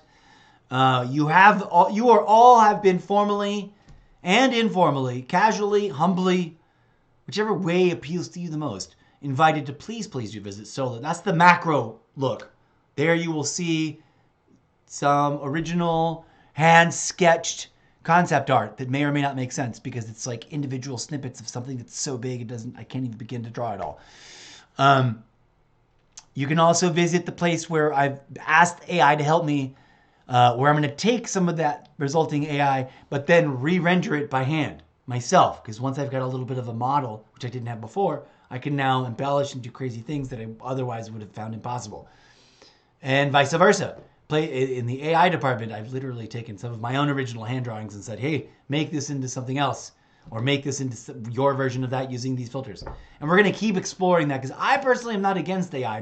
I am, for anyone who is curious and or has an opinion about AI, my jury is still out. I hear you guys. The less shady and the least obviously sort of scamish and or faux promisey, like fake promised, the content out there that's real, believable, plausible about AI. I hear your arguments in favor. I hear the arguments against. And my jury is still out. Instead of jumping to a conclusion, I'm going to see if I can responsibly and in moderation use it to empower my art making. This project of many projects that you can give yourself a self-guided tour of by going to solo.to/Mr. Zeppo. One of the themes of the project, both internally and externally, is the creation and or promotion of an idea of video gamers for world peace. That's all. Take that for what it is. Let it sink in. And I want to once again welcome anyone that's dropping in right now, sort of new to the thing. Welcome. This is the almost daily variety gaming and variety content creation live stream show Extravaganza. And we're doing a crazy thing. What are we doing, friends? We are jumping over to the TikTok platform. It's something I've teased before in the live stream. Anyone who was there then and is here now would be like, oh yeah, he meant to do this. Okay, sorry, I don't know who that is and I don't know what they're saying. That is content I did not preview. And I know this may seem weirdly narcissistic or self-promotional. And I guess essentially to a certain degree it is, if you're only fixated on the fact that right now we're looking at my TikTok content that I have created currently, right? Let's, for shits and giggles, and this is an insight into what it is like to be a content creator. Everyone else does this off stream. I'm doing it on stream as a way to just gather audience because it's a way to fill time on the stream. But then here's the more important thing. The more important thing is, anybody hearing me out right now, go to the reblog tab page. My stuff is there to gain eyes and then go, please go to the reblog page. In fact, we're going to make a brand new, please go to the reblog page. And I'm going to make saying, please go to the reblog tab or the repost tab more prominently emphasized in all of my content. If you have access to TikTok, whether on an app or on the website version or on the iPad version, and you're not locked out because you deleted it from your account and I don't know if they've resolved that or not. That probably has evolved and I don't know about it, right? Maybe the whole world has access to TikTok again. Maybe not. I don't know. I don't know what the newest claims are. I have noticed that there is a whole new category of what really happened, ... question mark, conspiracy theory content of all kind emerging about the interim period, the temporary lack of availability. That was TikTok self-imposed, mind you, because there's a lot of stuff that is using the TikTok ban as proof of something that they can do. And they didn't do anything to TikTok. The government passed a law, which the government then decided to not enforce. And is no longer, to the best of my understanding, is not enforcing. Though, curiously, has not struck down yet as a law, unless they haven't, I just haven't heard about it. That's a whole nother issue. We could do a whole podcast episode. That's not what this episode is about. But I do want to, in passing, say, please do come on through to my reblog. I want to feature the content creator that I referenced in the making of this content creation that I mentioned in the video that I just made. This is them. And this is sort of how it would work. I just made a video referencing a video. I'm going to play that video for you now, live on stream, because this is like the office hours. The short video is here's the idea, this is the prompt. Please go to the reblog page, watch that video, and then comment there. Then, of course, for office hours, for meta purposes, for purposes of being meta and showing off that, I've done this and now we can do this together, we're going to go watch this one video. Now, it'll get more complicated because we're talking about different videos. I'm going to try to do one for as many of these videos as possible. But for now, I'm going to sit back. We're going to feature this one video because it's cute and funny and hits a tone, is explicitly referenced in my newest TikTok video, which I'm going to pin at the top of the video board and maybe leave alone for a hot minute as the only pinned video. So let's watch the thing that I referenced. We might, for funsies, go back and watch the video that I made to see how I referenced it and then have a conversation about it all. But here we go. Raw feed, please. Boom. I need to put on my headset so I can hear her. Please indulge me. And I hope this is not in violation. I technically don't have any permission beyond the fact that I'm allowed to reblog it on this reblog post. And to the best of my understanding, I'm allowed to live stream what's on my own TikTok account. Although I will admit, I guess we can say, hold on, let me come back to the main cam. Dear account holder and content creator, insert your name here. Because I don't remember it right now. I know I've heard it and seen it and read it. I've been to your profile on other platforms. Unless this is unfortunately a clone account that I've discovered this at. I just saw and heard the voice and go, I know this person, or I know this character, I know this content. And then I went, oh wow, I really love what they're saying. I need to repost it. And then I went, oh wow, I want to talk about it in this video. And I talked about it. And now I'm like, oh wow, I want to talk about it on the live stream because that's what this is setting up. A live stream show that we do once, twice a week, where we talk about these videos that I find when I'm being myself and going through TikTok, explicitly looking things up and also letting the algorithm just find stuff based on what I've already engaged with. Here we go. Fingers crossed, this isn't somehow, I am unaware that this violates any terms of service. And if it does, knock on wood, I was not intending to. So please don't cause me any problems. And everyone who's watching, please respect this content creator. They are I think to the best of my understanding also, a fictional character in the content they create, even when they are commenting on reality. Because I know that they do something that I'm not doing, which I aspire to do. They are hosting live stage performances. But you can go follow them and find out what their content and their character is all about. What's important to me is what they say in the middle of this video, or I think at the very button end of this video. So check it out. We're gonna watch it. Here we go. Can I hear it? Why can't I hear it? iPad Pro. Do I need to activate it? All right, hold on. Let's pause it. Let's pause it and rewind it because I don't want it to play. No, pause. Okay, we're gonna pause it and then rewind it because if you rewind all the way to the beginning, it auto plays. I think I need to enable audio support. And also check my own other settings. I don't think I'm muted. Is this not being properties on Streamlabs?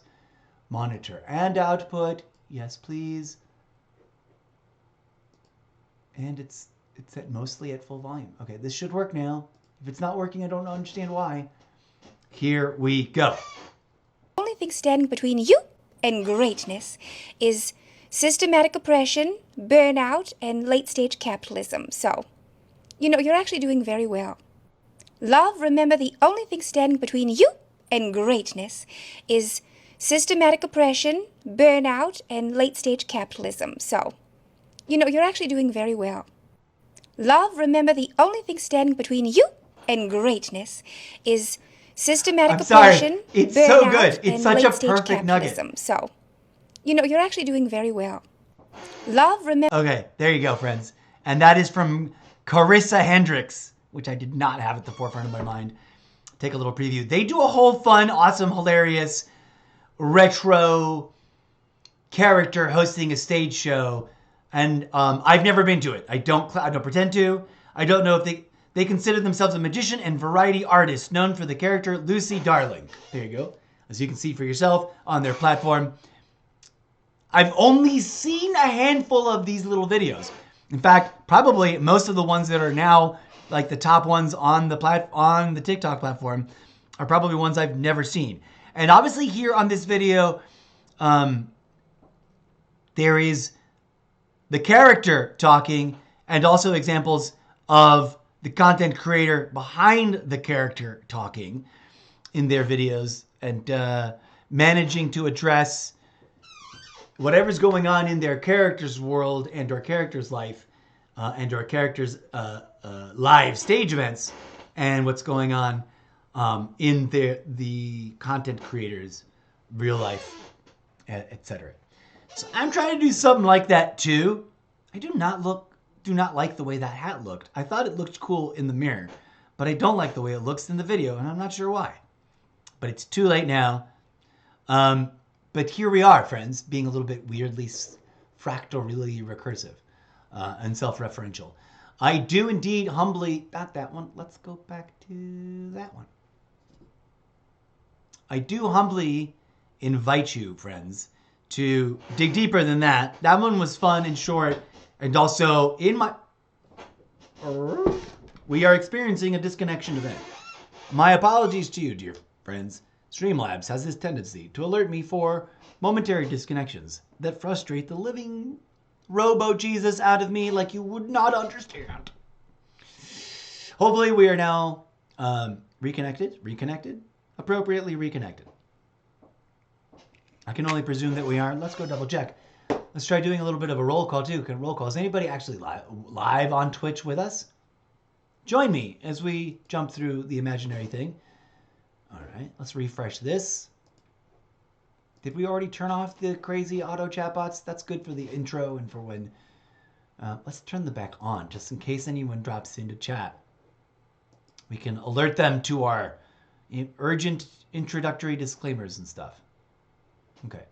TikTok Live! Nothing new. Although we have had 125 viewers, I'm not getting that name scroll. I don't know what... I wish this was better. Dear everyone who watches this and that is like, why does he talk about TikTok so much like that in the meta? I wish it was better, but hey, at least it's accessible.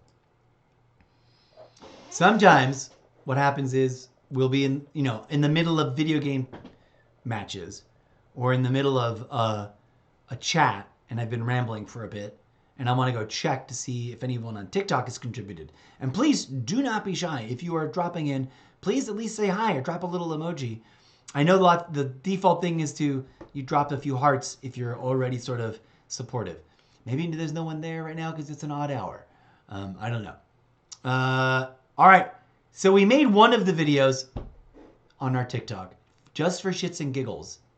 Be really meta and self-recursive. And to review it from a content creator, this is part of the workflow anyways. And this is a sort of, hey, here's a behind the scenes. This is what it's like, for me at least, the way I'm doing it. Let's go to iPad Pro. Rafid.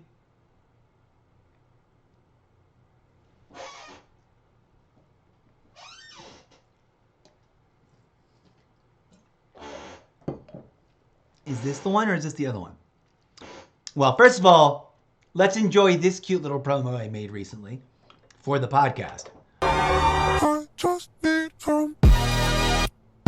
The Almost Daily Zencast. Real, raw, radically unscripted. Join the conversation. Explore the many dimensions of the Zeppoverse. It like flashes way too fast. But I am assured by the scientists that this appeals to the young people. Although my show is not for children, it is for like young, it is, for mature people over the age of 18. Adults, as it were. So when I say young people, I mean those. Mature-minded, open, and ready to vote, maybe for the first time. That's definitely part of my targeted demographics because while I'm trying to appeal to people of all ages, I'm not in any way, shape, or form to be trying to be ageist. I'm not trying to speak to anyone's kids behind their back, I am trying to speak to young people who can rally and become engaged and engage in the public discourse from their perspective. Because I think it's important for people across the many generations that are involved in the forming of our cultural milieu, the creation of our collective socio-political struggle or or conversation, right? We all need to get engaged. And we all need to gauge each other, yo. If I may be so bold as to humbly submit. There's a lot of antagonism. Oh, gee, I wonder why. You know, our society is, for better or worse, for really deeply nefarious reasons, or for mostly negligently toxic. We're just that unaware of our own subconscious subroutines. Our culture is very tribal and very us versus them in the way in which we condition ourselves to think about ourselves and each other. And the only healthy way, my dear humans, the only reasonable way is to be able to set down as many of our preconceived notions as possible and go, okay, let's hear each other out. Not about the things we are convinced must be true because someone told us so, but about our questions and our concerns about anything and everything that's like, this is truly concerning, and I don't think is the solution to what we should be. You know, it's not the right answer to the question, what should we focus on in terms of how we collectively move forward as a society of many moving parts, right? Because society is not a monolith. We are a community of many, many, many, many communities. And that means we need to learn how to dance together in group form whilst respecting cultural features and aspects and topography of the different communities involved. Because we truly now live with the ability to conduct our tribe's global political business on display for one another, right? At least our conversation about it. That's what isn't that what a political podcast is? And mine is intended to be a sort of socio-political, observational, commentary, pop cultural, public discourse for the purposes of archiving, even just the conversation, right? So that we can think about it and discuss it, and hopefully through that iterative process, inspire one another to think earnestly with critical reasoning and deep questioning beyond the obvious echo chambers, beyond the obvious engineered wedge issues of argumentation, beyond the obvious things that keep us or keep those out there, because I'm trying to avoid it, right? And also, as a character from my book series, I technically am disqualified anyway, since I'm not a member of the species. I am, as I cosplay, for your entertainment factor, a robot. I mean, to use your limited term. We do not call ourselves that.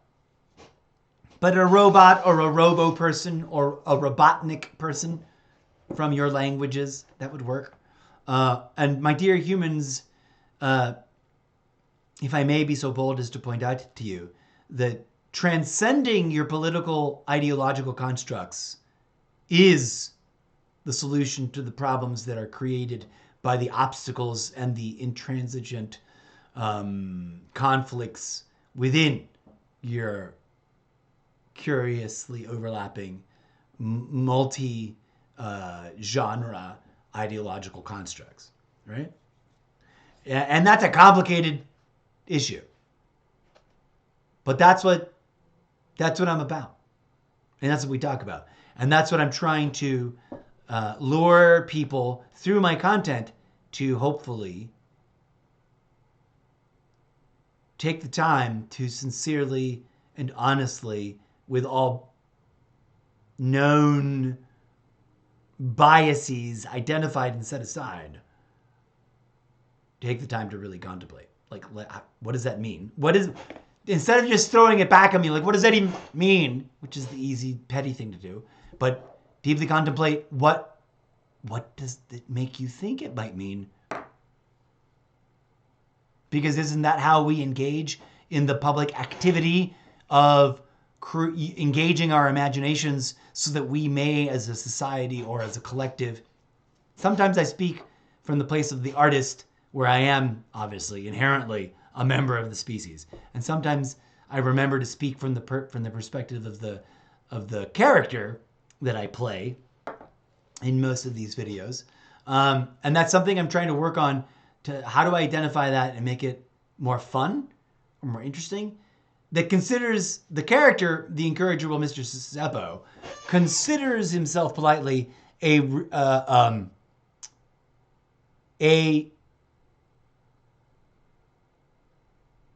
foreign but to be reasonably accepted member of what could be generally called your human species possessive plural society, right? Although I am not a member of the species as a character in the book series, having been stranded here for so long and having sort of pretended to be one for so long, I consider myself a member of the society. If nothing else, by extension of the fact that I can pass mostly, except for some of my weirder eccentricities, and or my moments of technical error code failure, where I behave in dramatically, truly like robotic form. But sometimes I do that just to be funny. What is going on? Okay, we've checked a couple of things off the thing. Did we watch the video that we made? No, we watched the video that we referenced. We've yet to watch the video that we made because we keep getting sidetracked into interesting tangential things worth talking about. Let's come back to the video we just made. We did watch the teaser. That's my original. Please visit my repost tab, which I want to And replace. Here we are, together again, for the very first time, commodifying ourselves at each other and looking for audience. I want to keep it, but I want to also maybe remake one with a different tone and a different kind of music. But also, I technically have done that. Let's watch this. Have we watched this one yet, or? Hello, humans, and thank you for stopping your scrolling. Thank you for stopping and watching this video. By the way, the little red ring is currently doing its little red ring thing. While you watch this, it means I'm actually live on TikTok.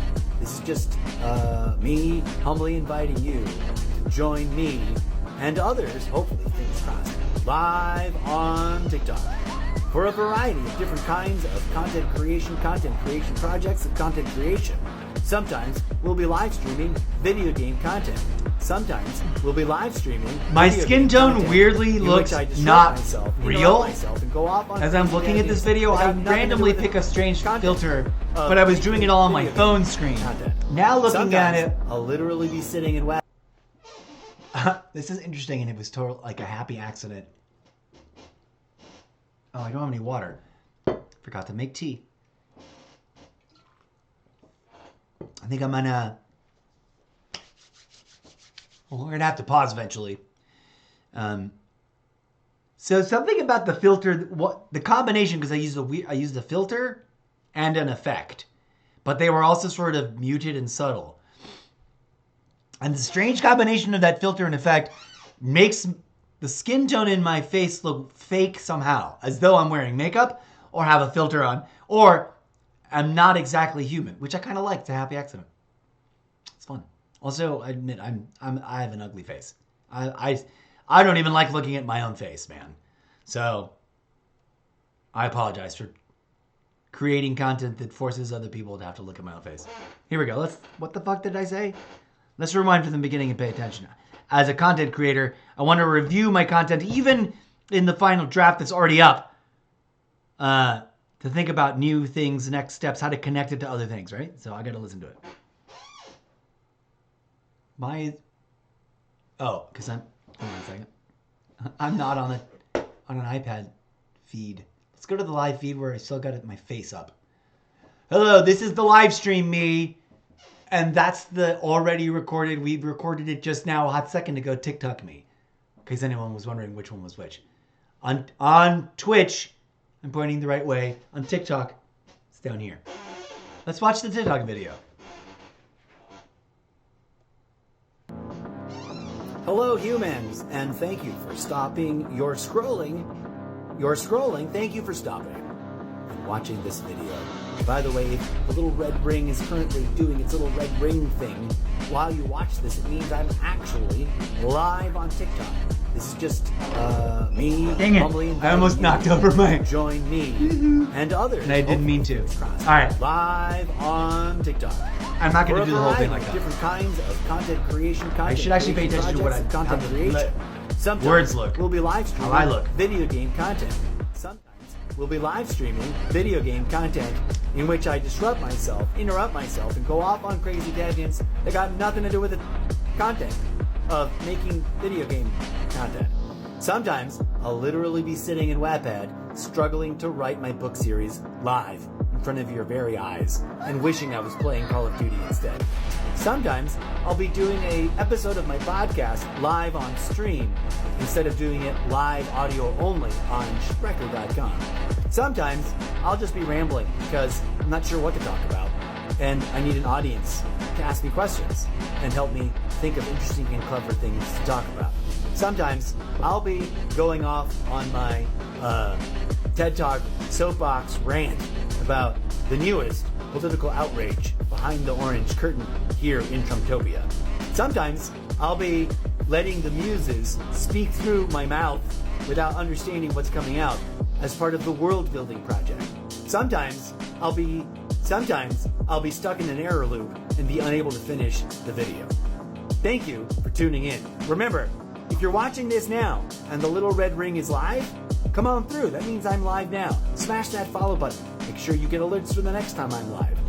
And let me know which kind of content you're interested in. If you're interested in video game content, I've got a whole double whammy library of too many video games that I do not really actually have enough time to play them all.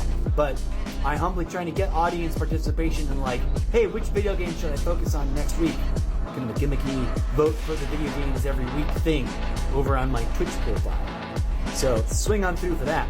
But if you're here for like the public discourse, don't worry, there will be plenty of that. Smash the follow button and stay tuned for more videos like this one, or the one that we posted earlier today. Be sure to check it out if you haven't seen it yet. It should be the next one, or the first one pinned, or both. Error code. I do not know how to end this video, so I'll just stop by saying thank you for being here. Smash the follow button, and stay tuned for more, because it's a variety chaos roulette wheel of way too much kinds of content all at once, and it's about to get more something. Thanks. I need to edit this last video.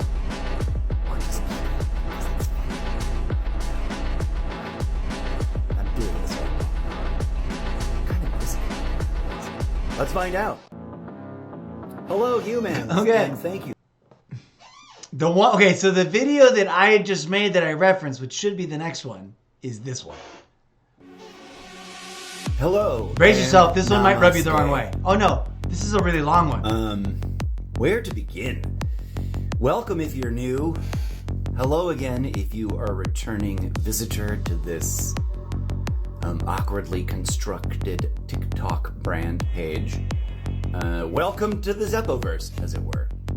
I understand that in our shared reality, in the real world, and I do use air quotes for a reason, but I'll have to come back to that in some future episode. In the real world, there are literally millions upon millions of human beings suffering deep, painful, traumatic pain. And there are also millions upon millions of us forced to bear witness to that and yet move on.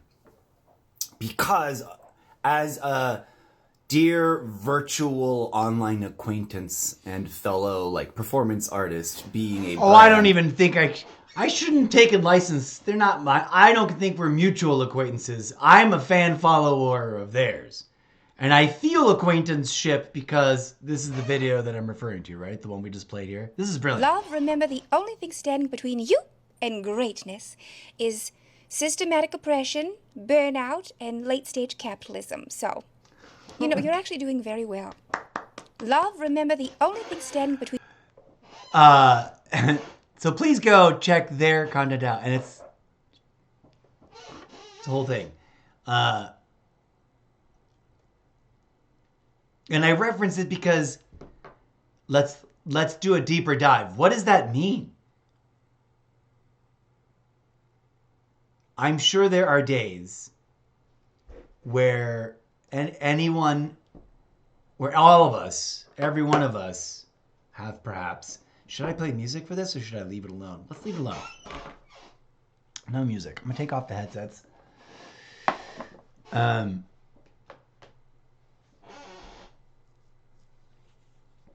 sure there have been days during the course of disconnection. All right, hopefully, I don't know if it's silly of me to make a big deal every time we get this little alert because it seems to always reconnect pretty reasonably and or just snap it off and continue streaming as a new stream, which is, I guess, fine. I'm going to go look without dragging the camera with me. Boop. That's the wrong thing. We've got no one new on TikTok, so that's fine, I guess. All right. Maybe some of those alerts are probably not even valid. But it does distract me. What were we saying? Okay.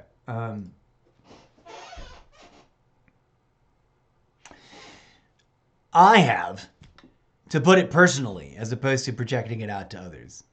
And I can only assume that there are plenty of other people, including the people whose content creation projects I admire and look up to and consider inspirational, like the one I just highlighted. That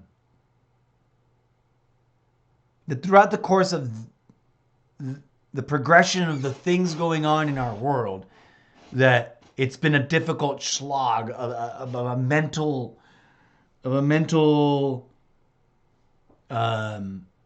effort to combat the negative feelings that, you know, like of impostership, of being unworthy, of being irrelevant, of being meaningless and or even trite and or just wrong, right? Like just trying to do something that's entertainment for the purpose, you know, in pursuit of some kind of entertainment as work can feel so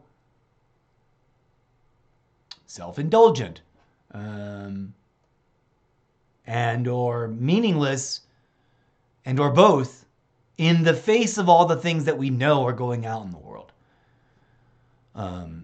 And I suppose also in the face of the things that we've been told are going on in the world, but that's a different level because there are things we've been told that are going on that aren't and vice versa and blah, blah, blah. But in terms of reality, it can be just like, oh, God, how can I should only speak for myself. Struggling with it right this hot second. And it also creates an indecision level of like, how do I even approach making the content? Like I already feel kind of dumb and self-indulgent with the way this particular segment is going or has gone. But I remain true to the idea, or remain true to my objective, which is to invite people who find, you know, the way in which I'm presenting stuff interesting to come on through. I guess I'm trying to connect, or one place where I'm having difficulty, although some days I feel like I've already made the connection and bridged the gap for myself, both intellectually and cinematically, or not cinematically, content creation wise. And that's that, like, as bizarre as it seems, this channel on these platforms is going to present a mix of content that is about video games because they are a passion and they're supposed to be a marketplace for for creators, as we are now calling ourselves, to be able to commodify ourselves and our talents and our skills and our abilities and our sense of humor and our personalities and the whole package as we, create our own content and media market promotional material to get ourselves seen by folks on the, infinite scrolling and appy devices so that we can, tap into this supposed entrepreneurial marketplace of self-commodification. Thus the funny way in which I've introduced myself at times. Oh, one of the other things I want to do is literally a video that begins with, hello, allow myself to reintroduce myself. Because I feel like I need a tentpole video that's short and concise, but it is the original statement of, I'm a fictional character. So that's what we're gearing up to do next. That's what's going on. Thanks for being here. Should I do it on my phone? Or should I... Yeah, I should do it on my phone. Is my phone back at 100? Been waiting for it to reach 100% charge so it doesn't have to be plugged in when I do it. To see if it performs a little better. Or I think it was a little confused. I think it was trying to connect to a device because it's plugged into this cable. Oh, we just got disconnected from the internet, apparently. And or maybe it's trying to reconnect. Reconnecting. What is this? Stream overlays for the champion. We've already gone. Are there free ones? Are there new free ones? I'm not going to go now. Go away. Apparently we have reconnected. Ugh. Oh, there you go. Tension builds. All right. This is part of the rough. I didn't really script anything out for this episode. I did want to. I've had a couple of ideas for videos that should be permanently pinned. I need to review what's going on with the top 3 right now, and or unpin some things. Let's go back to TikTok on my iPad. Let's go back to Chat Show iPad form. Hello, friends. Close that. Why is that there? Close. Make it look pretty. CTAG Studio proudly presents the behind-the-scenes look at making content that's other content aside from content that we create that is live streaming, but is related to the live stream content. There's someone else's video. I don't mean to accidentally show that. I wish there was a way to tell it to always open my app to just my profile, but I don't think there is.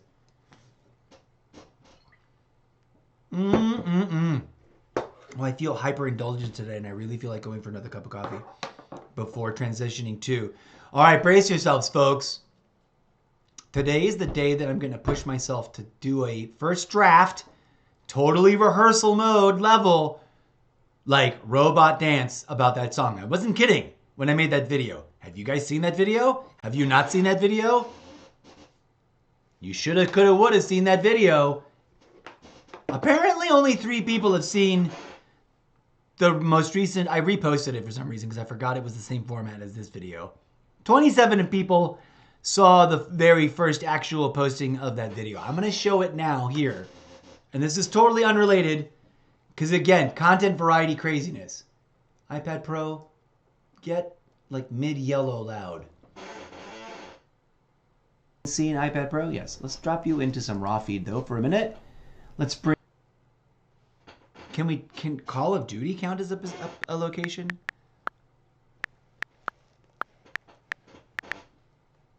Call of Duty, Nuevo Leon, no.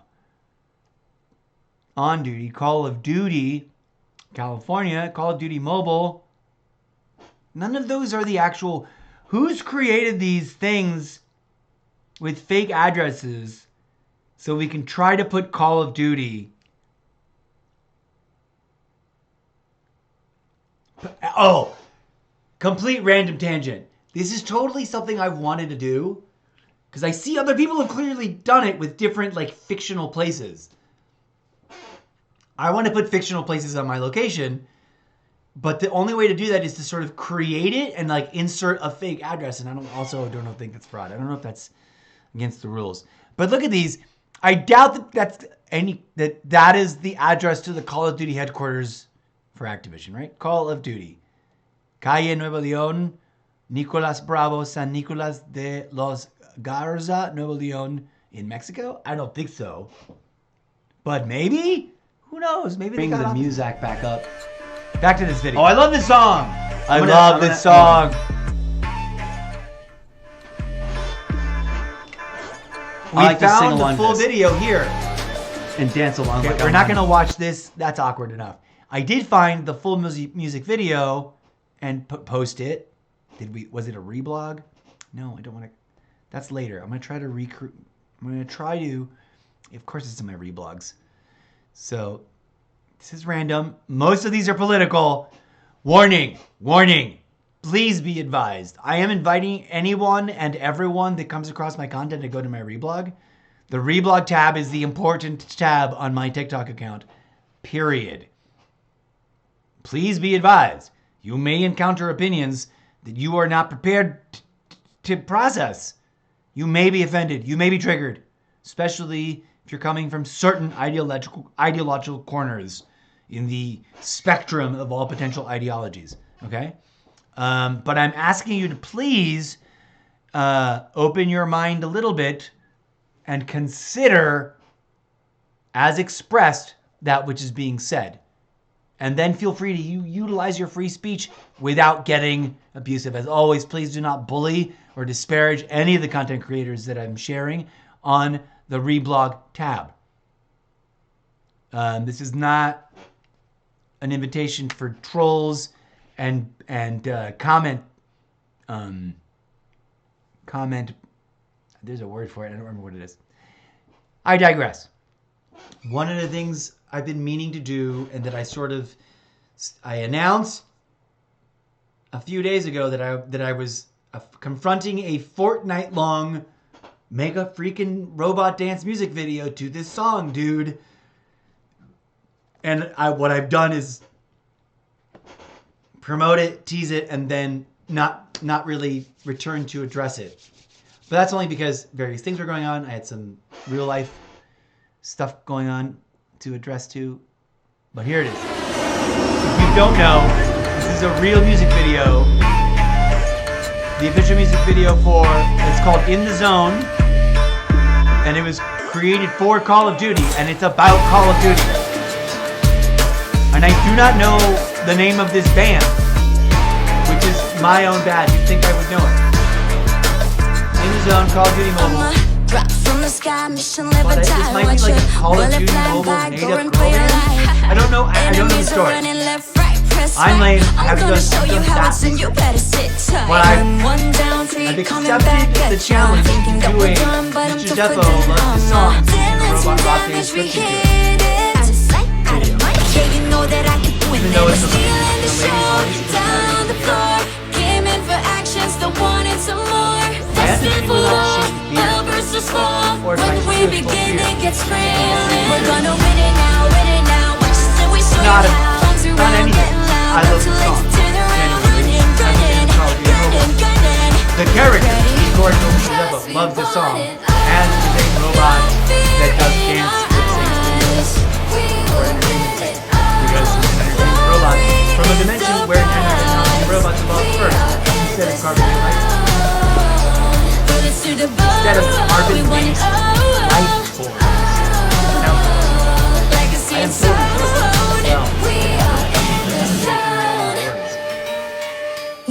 you're gonna have to get through me. We're gonna start it easy. I wasn't inebriated the other day for a stream 15-minute long video. I apologize if I got weird at the end. I don't know. I'm not saying I don't remember it. You black out. I don't remember it. See that fuzzy thing where you don't remember anyway. Something you did a few days ago. Like you were told you had to breakfast a week ago? Probably not. Unless you really ridiculous about it. Destined for war, always is for when we begin it gets real. We're gonna win it now, watch us and we'll show you how. Runs around, getting loud, not too late to turn around.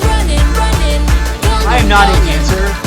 But as a live stage theater performer of multi-genre, multi-theater styles, type of collaborator, content creator, producer that I've always been.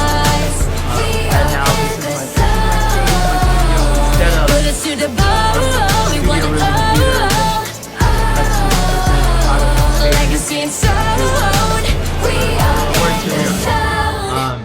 Until we, until things turn around and we get back to it. And it's nobody's fault but all of the world and the reality of the way things evolve. That, that I'm not in some other position that I might have been when I was achieving by this point in my life. Like running my own department in a large, like nationally funded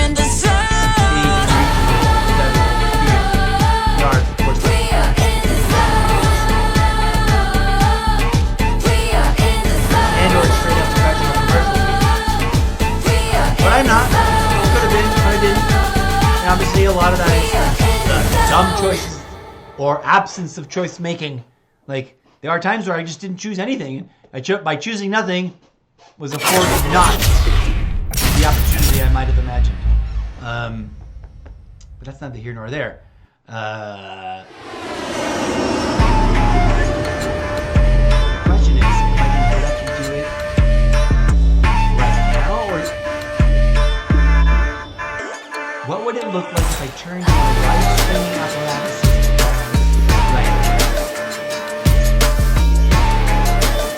to this song? See it jump out of the thing? It's just like drop from the sky, mission live or die. Watch a bullet flying by, go and play your life. Enemies are running left, I also don't know what the lyrics are. I'm gonna show you how it's in, you better sit tight. We need to, here's what we're gonna do, friends. Thank you for joining me for the almost daily variety content creation. We are in a sort of chat lounge version of the show. Something we sometimes call the pre-game chat lounge session. We will be playing Call of Duty because we're getting back on the grind.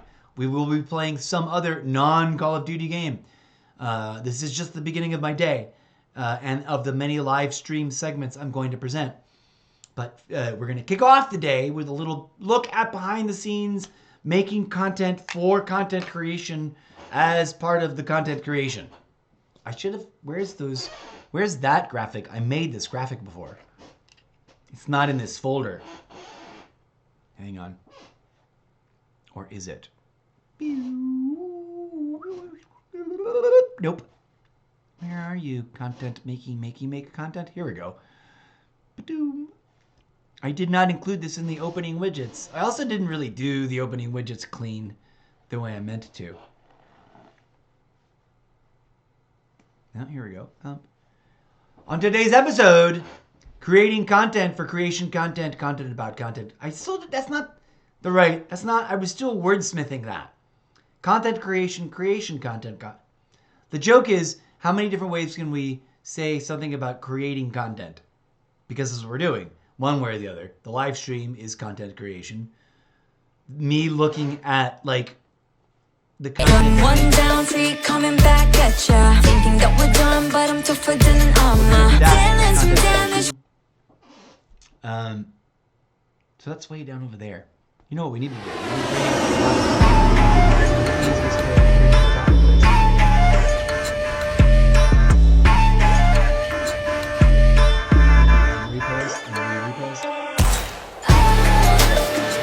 which of course may cause a monkey wrench of confusion.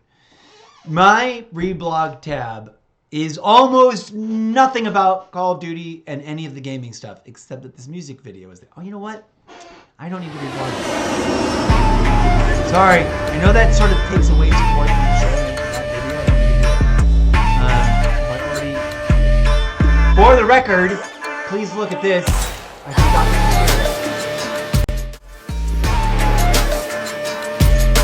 and officially, this live stream is sort of me trying to once again ask for permission, like in a blind way.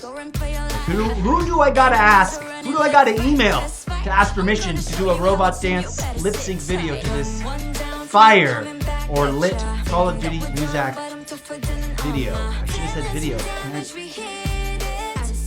edit?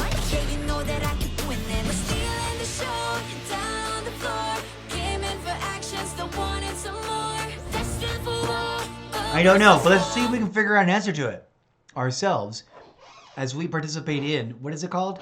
Whatever that new label's called. We're going to rewrite that. Creating, content creation, content creating. The creation, well, that's a different wordsmithing problem that I don't need right now. Let's go on the internets. What are we trying to ask? I need to move my keyboard because it's not patched in right now. And honestly, I don't want to deal with it.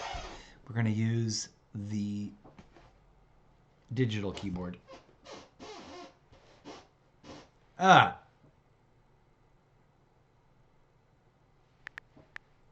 Who sings the Call of Duty mobile song called We Are in the Zone? I think it's just In the Zone, but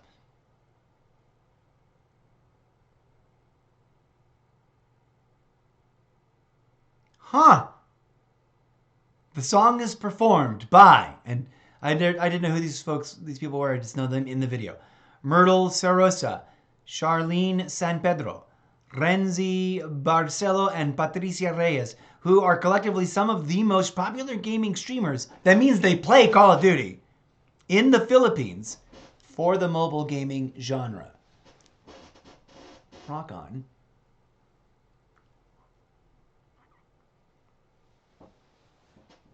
Apparently I mistyped GMA Network. YouTube, In the Zone, 4th anniversary official music video.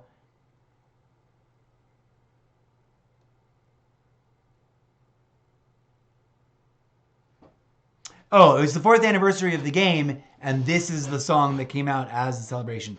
Here is the official YouTube In the Zone official video. Let's rewatch for shits and giggles.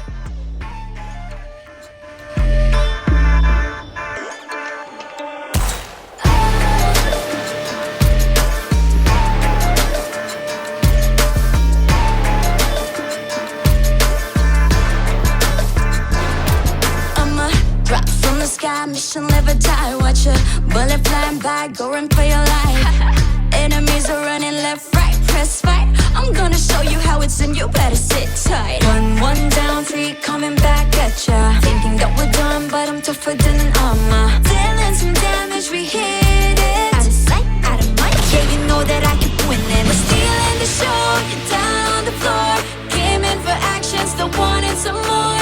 Destined for war, versus 4. When we begin, it gets thrilling. We're gonna win it now, win it now. Watch us and we show you how. Arms around, getting loud, not too late to turn around. Running, running, gunning, gunning. Ready? 'Cause we want it all. No fear in our eyes. We will win it all. Glory is the prize. We are in the zone. Bullets to the bone. We want it all.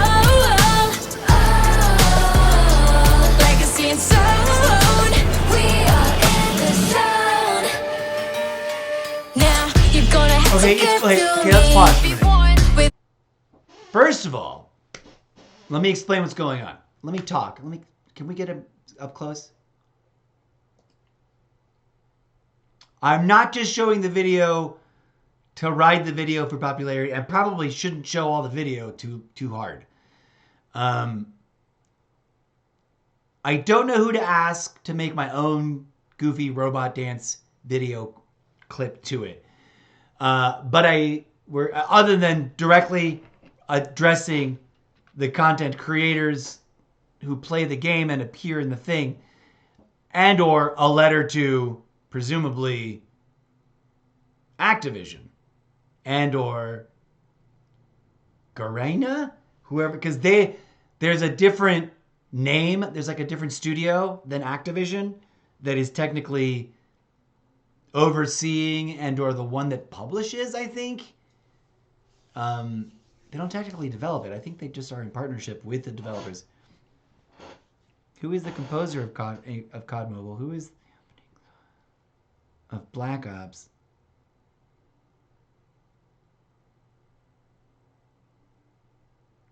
There's another there's a video about this.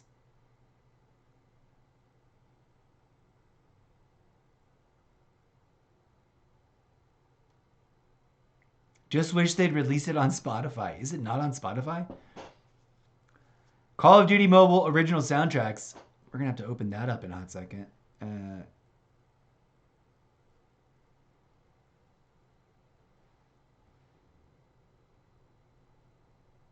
Garena, Call of Duty.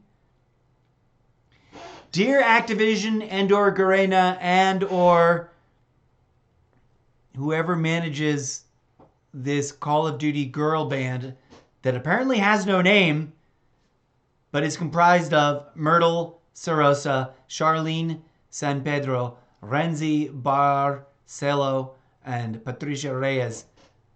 Who do I ask, please, for permission to make my own robot dance music video featuring like my clips of me playing with my characters in Call of Duty and or in Warzone and or all the different Call of Duties, but dancing like a weirdo, just because I want to dance and make a video to it. This is why I end up not doing things, because the more I think about, like, well, technically, to the best of my understanding, based on what may be an out-of-date understanding of the way these industries protect their creative intellectual properties and license them, I probably shouldn't just make a video and ask for forgiveness and beg for permission along the way, because I could get into some serious trouble. Like, somebody owns the rights to that song. I do not, right? Which is why I interrupted myself both times that I was playing it back. You can go watch either of those videos and listen to them over and over and over again, and that's fine.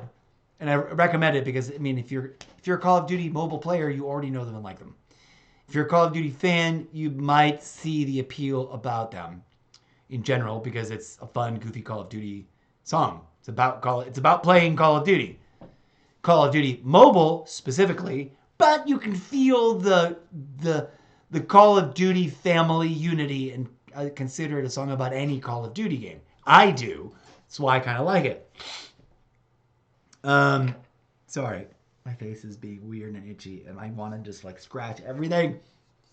Always happens to me. This never happens to me when I'm sitting around the house minding my own business, thinking thoughts about what I want to do and the content I want to make. That weird only happens when I'm on live stream.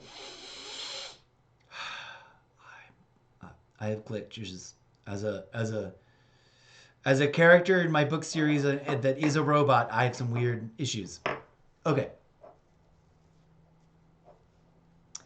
So my question to myself is, do I want to turn around my camera next and, like, set up over there so that I can record with this? Because in theory, the whole song is on TikTok. I need my glasses again.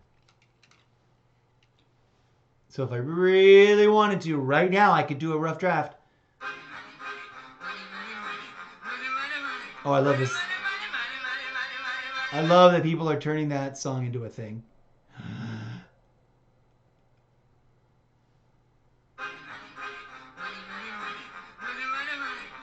I've already bookmarked that. Okay, that's also a song from a musical, and that's funny and hilarious that people are using it for stuff as protest videos. But that's neither here nor there. Go find that for yourself. That song is just called Money. I forget what musical it's from, or what the name of that musical is. I'm trying to get back to my profile. I could theoretically go set this up over there now. It's ready to go.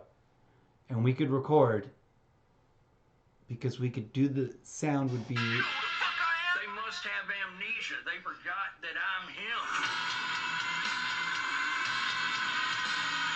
I don't know what that's from, but I'm always looking for weird, crazy things to do lip syncs to. And I know that anybody who's been watching along on my TikTok videos and has watched me do any kind of lip syncing in any of them, I get it. It's dumb. It's bad. Part of that is on purpose. Part of that is that I just simply haven't actually done one where I really sit down and rehearse it and practice it and know all the words. Like, you have to actually know what the words are. If you don't know what they're saying, you can only fake it so good. And I'm doing bad on purpose to explore that a little bit as a gimmick.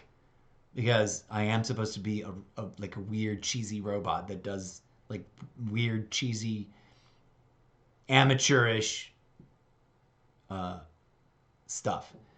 What the F is this? I have no reason to use that. As far back as I can remember, I always wanted to be a gangster. I kind of want to do that, but also I've always disagreed with that romanticization of gangster life on all the levels of it that we've ever done, with regardless of what kind of gangsta we're talking about. Like, I get it. I don't disrespect it. You want to romanticize that free will, bro? Romanticize it. I can't do it. I can't wrap my brain around that. That's like romanticizing the grossest of sociopathy just because it's also kind of glamorous and makes money. Like, although it isn't the grossest of sociopathy. Imagine something grosser and romanticizing it. I don't know why I'm off on that tangent. Because I want to do that Goodfellas clip, but I also disagree with the sentiment. I don't want to be viewed as agreeing with that statement. The type of shit I'm on, you wouldn't understand. And that's been making the rounds. Why does that remind me of a Portishead track? No. Daft Punk Around the World. What? I just want to do robot dance videos to be just robot dance videos. Okay? Explicitly like abstract. The way Daft Punk made some of their videos just really weird, abstract. Lots of people on a crazy stage dancing in weird costumes. Except it's just me being a weird robot dancing. Like, separate from anything else. And it's always been like, hold on. We need to stop because I don't know. That segment will probably get muted, ironically. Because even though I can make a video on TikTok using Around the World by Daft Punk, it's minute-long thing, I technically can't play that whole minute on Twitch, I think. Without it going, oh, you're playing someone's licensed and licensable music, and we don't know you. We don't see you registered anywhere in the licensing. Oh, I don't even know how to do that, and I just know it's probably way too expensive for me to do. And I probably should look into it, because I see people on Twitch and on TikTok who are like straight up just pulling vinyl and playing it and mixing it. And I'm like, like DJs and like literal DJs like mix them and make danceable stuff DJs, and literal disc jockeys like, we're just gonna chill and listen to this track and then talk about it. But like about listening. And I need to figure out how to do that. Does anybody know how that whole field of content creators are getting it done? Or are they literally just doing it because live stream time, when it's live, they're not going to block it. And then after the fact, it gets muted because it gets muted because it's licensed music and you didn't pay the license. Is that what they're doing? Like, I don't get it. Pin on the corkboard. I'm truly flummoxed because I have not tried to investigate. I'm not even really sure what question to type to try and get an answer for that. And I want to, like, if I wanted to do that, is there a way to do that without having to pay some subscription fee that's just a bit too expensive for my abilities to pay yet another subscription fee? Because I know I also, independent of my query, I know for a fact that there are multiple solutions I've seen advertising for, both inside the advertising systems of the streaming platforms and outside of them on other systems that are like, you know, licensed music for your videos one way or the other, for your live streams, for your YouTube videos, for your professional video production company that does videos for clients. I know that those products are out there.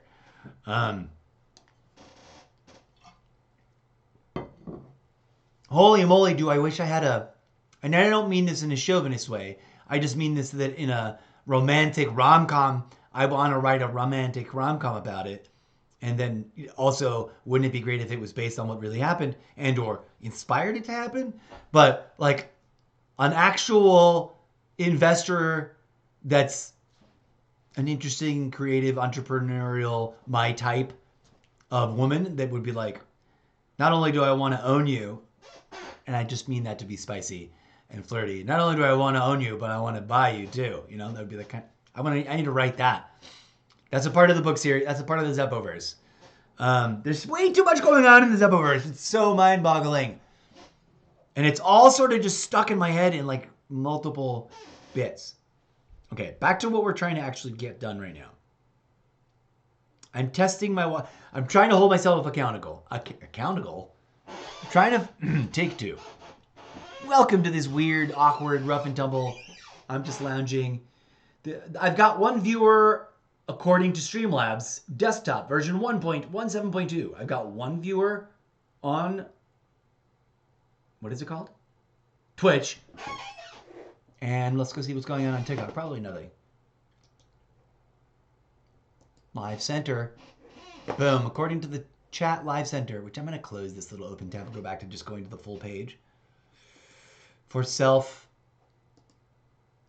Yeah, we just had Morales a while ago, and that's it. Although we have 125 viewers, apparently. But I'm making this more for my own creative, self-recursive process than anything else. So that's fine. I do not mind. I received the challenge to make more dance videos, especially like robot dance videos in general, by a friend who knows my, like, you know, unlike some people, like a random person might not know, I'm a professionally trained theater weirdo with some physical theater training. I would never call myself a dancer. If someone dragged me to a ballroom, I'd have to be like, can we get there early for the ballroom lesson so I can get a little bit of a time to try and pick up the steps? Because no, I'm not a dancer. But I did study movement. I did study dance. I did study abstract dance. I did, performance art kind of movement dance. And I can do weird, fake robot stuff, depending on my frame of mind and my physical level of preparedness in the moment, to different degrees of oh, that looks really like a robot. Sometimes I think, or maybe I'm delusional and I only used to be able to do that and I can't anymore because I've been playing Call of Duty this whole time instead of doing it. Anyways, a dear friend and fellow content creator who I do actually sort of know. We've never met in real life, but I've had too many deep conversations with to not feel like I don't know them a little bit. But again, full disclosure, it's an internet acquaintance. It's an internet friend that I consider a genuine internet friend. Someone whose well-being I care about and whose posts I support implicitly. To anyone else's irritation or chagrin, get the fuck off, I don't care. They're a smart, clever human individual. And whatever they do, they're just trying to get an audience too, you know? But I digress.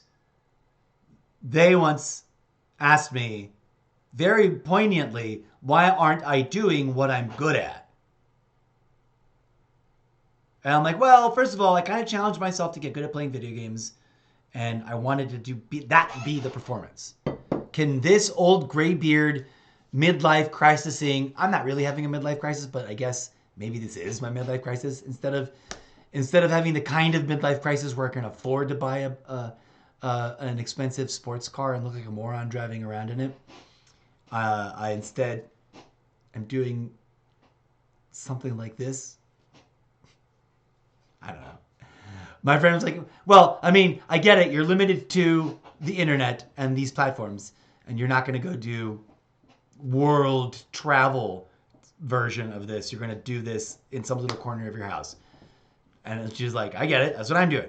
She's like, why aren't you doing what you're good at? And I'm like, what do you mean? She's like, do I or do I not understand that one of the best skills you have is this physical performance technique that we know about and practiced in common, and that you can do weird abstract robot dances and stuff like that. If someone said, act like a weirdo that's in a very physical way that includes, you know, statue work and or commedia dell'arte mask work, or anything you might call physical character transformative work, and or like rhythmic theater movement dance work, not ballroom dance work, but movement theatrical expressionistic dance work, the thing that you might call physical theater, like raw physical theater, they're like, you studied that, right? And you kind of thought you were going to do that, right? Until you couldn't. I'm like, yeah. It's like, why aren't you doing that? I was like, because it hurts. That question hurts. Thinking about it hurts. Doing it, and this is like an artist obstacle block I do not understand. Doing it at a stage in front of people that are actually right there, inches away, and doing it weird, and doing it absurd, and doing it crazy, does not intimidate me at all. So long as I know that I've got the kind of collaborative input to make sure that we are reaching a place that is hypnotic and magical, which is the goal of that kind of theater. I wouldn't be involved in a project if I didn't think it had potential to be magical theater. And I've never been, like, I've always selected the kind of theater that I pick, that I get involved in really carefully. So, and for those of you who do not know, I have a past where I was a professional and semi-amateur, like semi-professional and completely raw rank amateur performer and participant and collaborator on many levels. And when operating at the professional level, you know, there have been different degrees to which I've been able to contribute collaboratively. And I've also known what it's like to work as a professional in a theater project and have that zero voice collaboratively. I'm just there to get things done as directed by those who are collaborating on the creative process of it, right? I'm there to be the silent hands that creates. And arguably, despite not being able to say, also, wait, I have a question, can I say this? Sometimes you do, even when you are just being asked to do the work physically and not bring big idea input. Sometimes you still get asked, hey, well, what the fuck do you think? Sometimes you get asked, what the fuck do you think you're doing bringing input? But sometimes in just doing the physical thing, like hanging the light and adjusting it just so, and then, you know, like maybe showing an alternate without saying anything, you get to input. Why am I off on that tangent? My friend's poignant question said, why don't you do one of the many things you're good at, which is be silly and physically goofy and articulate a robot that dances? You've always said, like, one of the projects I invited her to maybe consider doing years ago when they spent a little bit more time in Los Angeles, I tried to know, and to great failure, to organize a group that would meet and rehearse not in Los Angeles, and then go to perform in the places in Los Angeles where you can get a street performer's license. The way it's, you know, the way you see displayed in Ren Fair, and the way people literally commonly do all over the world in many other metropolitan areas. There were, I don't know if they're still happening or not, there were a couple places back in that day where you can go and quite affordably apply to get a street performer's license and go perform, as long as you had a legitimate performance act. The kind of thing you could consider taking to a variety show or a performance thing. And I wanted to go and make the place in LA, once we got the fundamentals down, I wanted to make the venue in LA, where we perform as buskers, as live street entertainers, before the touristy audience that comes there to shop and look at weirdos on the street, do street art, as a way to like develop an idea there live in front of them, both in the micro and in the macro, so that it evolved over time. And we almost got there and then didn't. I learned a lot, and now I want to write a book series about people who do that in a retconned retro world, inspired on what I thought would be possible, and also in a imaginary future world based on where we're heading. But I digress. We were looking for something on TikTok of a particular. Oh, right. This video, I was about to be like, all right, friends, let's pick up the gauntlet that was thrown at my feet and start rehearsing and or take a rough draft stab at making. But then I thought, I do not have permission to do this. And I do not know the answer to how do other people who do the trending dance videos, do they just do them on TikTok because the music is audio, the audio is just available? I know that if I look up this video, it's available in the Air Tonight is another one that I've always wanted to do, like air drum to it. In the Zone, Britney Spears. No, In the Zone, Call of Duty.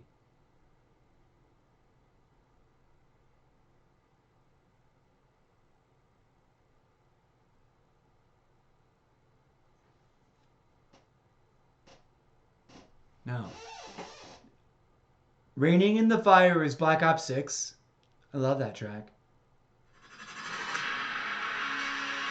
I love that track. It's just the opening to Black Ops 6 is dope, man. It's iconic. I don't care what anyone says. I don't know what that's from. There's a bunch of these. There's so much Call of Duty music. Way more than I realized. Some of it is like official. Some of it is like fan-based. All right, we've looked up In the Zone. Where's the full-ass video? I could have sworn I already bookmarked it.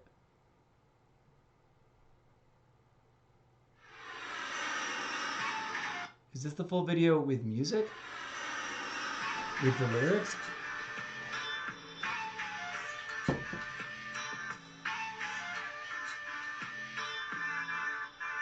I don't know how it goes, but again, my hiccup is, friends, I do not know. I've got this weird hair thing happening.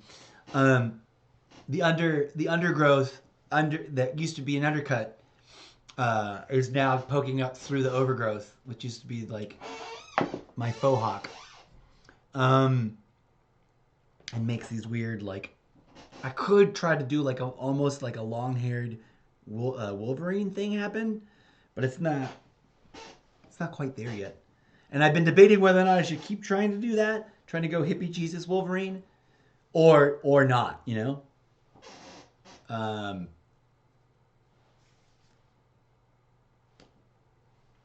don't know what to do about this thing with this video. There's been no problem reposting it on TikTok. It's there, it's in TikTok. We can find multiple versions of it. The short 1-minute version of the song, which is just the opener, and literally the full-on, I think 4 minute and 40 odd second full music video is there, which I think I've figured out. Like I once earlier bookmarked as my favorites. The question is, where do I go to find my favorites again?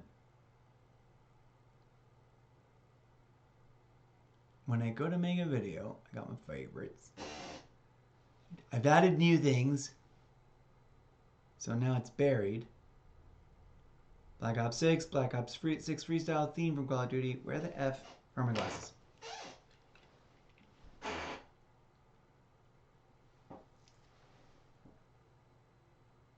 Wasn't it? Why is it not there? Have I somehow managed to never really be able to find it and actually save it, even though I found it and I could have sworn I saved it? Favorites. Discover songs. In the Zone, Call of Duty.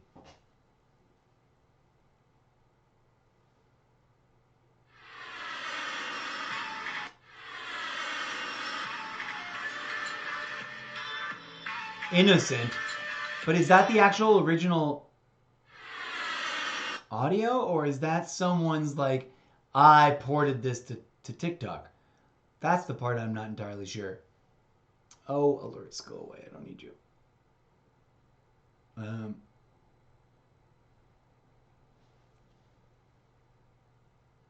here, add sound. I'm a god, boy. Stop with the Doomslayer stuff. You pick one weird dark song that's got like darkness in it, and you suddenly start getting a lot of goth metal. I don't need it. Definitely don't need it. I like this. I need it! Pull up to the curb like.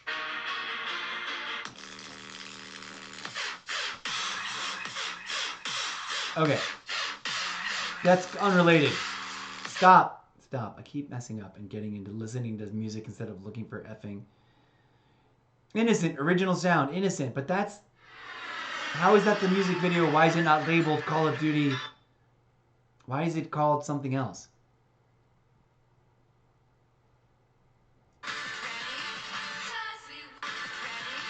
This one's 17 seconds.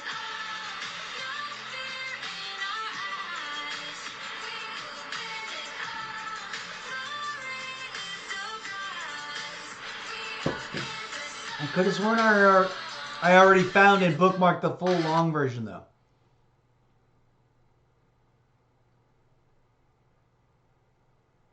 Here we go.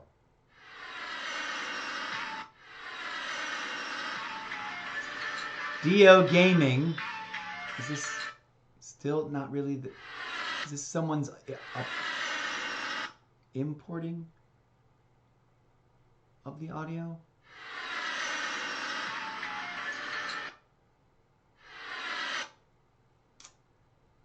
That does sound like the full opener in the Zorn for the...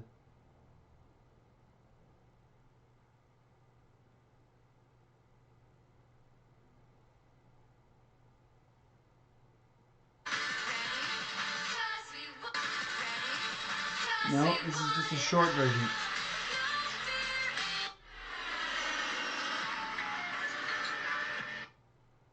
Alright, well, the question becomes...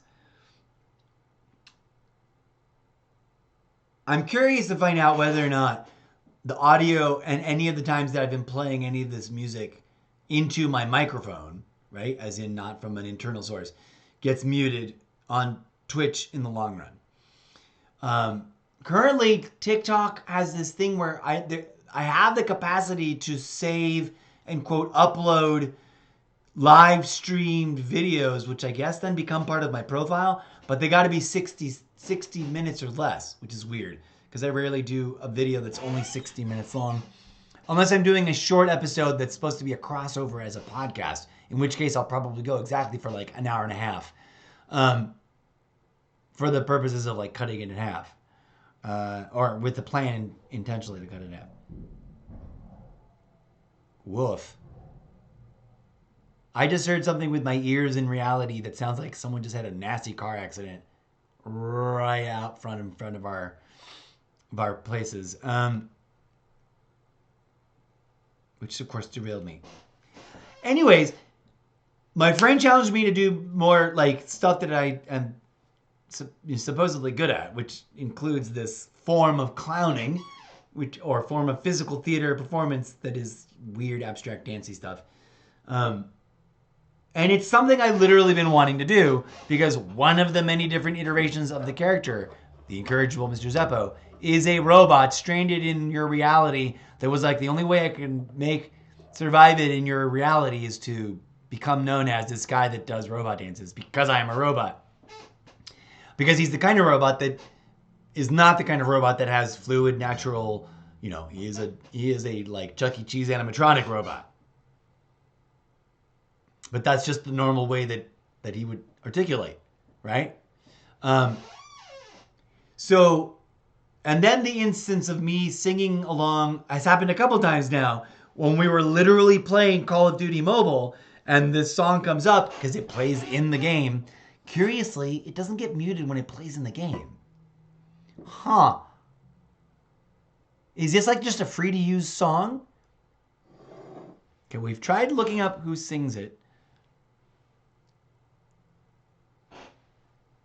Let's see if we can find out who owns the rights.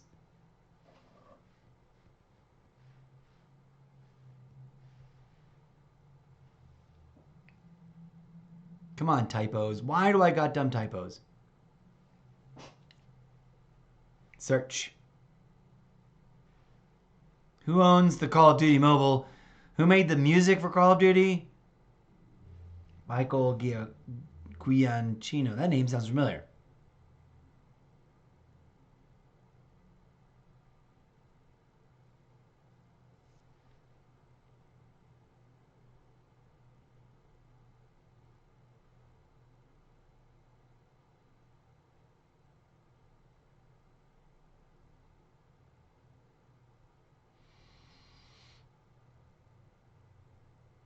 Who is the CEO of COD Mobile? No, these are all questions about COD Mobile. In the Zone. Oh, Reddit. From the official Reddit. Then GMA now. Wikipedia. Call of Duty. Modern Warfare 3. Nope. A Call of Duty wiki with an entry for Call of Duty Mobile.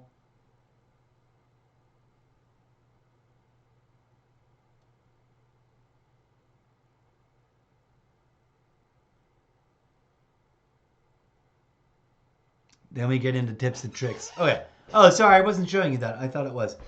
So I'm not sure which to do. I also don't know. Okay, I've tried asking who owns the rights to Call of Duty Mobile, and all I get is, like, the song. Official lyric video Garana Mobile. 333, 347. Livestream takeover. Call of Duty Mobile Season 11 livestream takeover. Behind the scenes. I need a headset. Oh, let's go over there.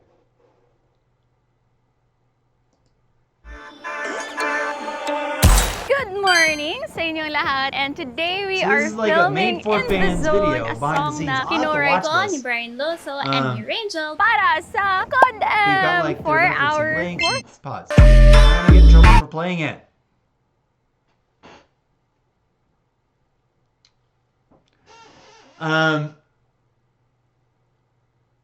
I'm torn about what to do, but also I think it's probably a good time for me to wind this episode down, even if it feels a bit like chaotically unsuccessful in actually achieving anything, and come on back to the live stream with something different. We did achieve a few things. This was like a relaxed and groovy, just chatting session to see if we would get a little bit of audience. We did get shout out to Lightning or Brait Tune, which I guess is the way to pronounce the Arabic word for lightning, something similar to Brait Tune, unless he's trolling me, or unless I'm doing it wrong and I misunderstood his acknowledgement of something else as yes, that's how you pronounce it, but I digress. Shout out to Lightning, who came by and smashed the follow button. I need to fuel up and decide which step to do next. Either pivot to, and now let's get back to playing Call of Duty because the day is getting away from us, or challenge myself to actually record a rough draft of the Call of Duty song and debate whether or not to do it live on stream. Oh, I was going to see what that corner looks like. All right, here we go. So what do I mean by turning everything around? I mean this. I know that looks like a pitch black nothing void. That's actually kind of a great image. Hang on. Screenshot that. Okay, dear friends, a quick lesson in contrast, lighting contrast, photographic contrast. When flat earthers say, how come the photos from the moon, the space is all black and you can't see the stars? Here's why, you numbnuts. That's literally my webcam looking at the back side of my room. This table. Hang on. Wait for it. See how it's adjusting? Do you see the wall now? Do you see the wall? Do you see the wall that's behind me? I'm in a 4-walled room. Okay. When I point the camera that way, you can see the door, you can see the door, you can see the door, you can see the door. Oh my god, the door is gone! It disappeared! It doesn't exist anymore! No, of course the fucking door is still there. Cameras adjust to the light that is entering them. And then when there is a bright enough source, localized, they dial down the pinhole, which makes it difficult for light coming from other sources. And I can assure you, I can visually see the door that's directly behind that. We're going to do another proof of concept that completely proves flat earthers wrong. Here's my hand, right? I'm reaching from over here. Flat earthers claim that all the photography from space is wrong because you see the world lit up, but you don't see stars locally. Here's literally a door that's less than 1.5 feet away, and you can't see it in the shot. Now watch this. my God! What just happened? Oh, you crazy crazies. It was there the whole time, okay? Now apply that to the stars, which are not a foot away, but millions of miles away, and are faint pinpricks of light. And you don't see stars in some photos because of the contrasting. And you do see stars in other photos, and then if the photo is original of the stars and they are the object that's bright, anything that's closer to the lens than it will be like blacked out. Unless it's a composite image, so you can admire the beauty of what it might look like to see the stars and say the forest around you as you look up into... Anyways, what was that about? Oh, I wanted to see what this looked like for me as a live streamer. Never mind about proving that whole nonsense. That was one of those things, like, people make claims on the internet that only prove that they know nothing about the fundamentals of cameras and how cameras work. Right? Okay. This is my white wall studio corner. Let's go over here. Where, in theory, I'm gonna set up. Well, I would turn around the ring. I don't even have to rotate it. I can just flip it heads up like this. But maybe rotate a little bit like that, and then turn up the intensity. Whoa! Not turn it off, fool. Now I don't know if you guys can see my phone camera there. Whoop! I almost knocked it out of that holder because it's tight, but it's not that tight.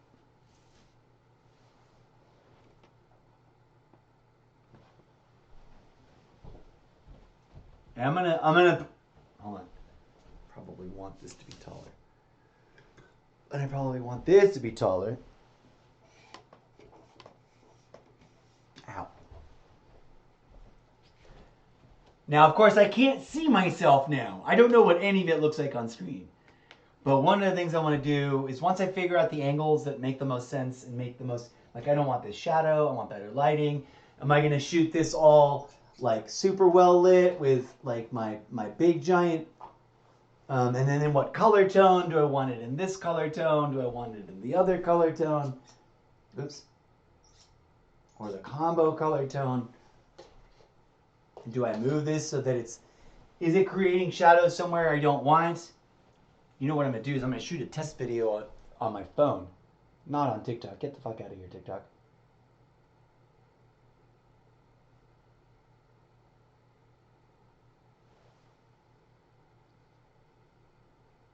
I want it to be a square level. Is it level? It's mostly level.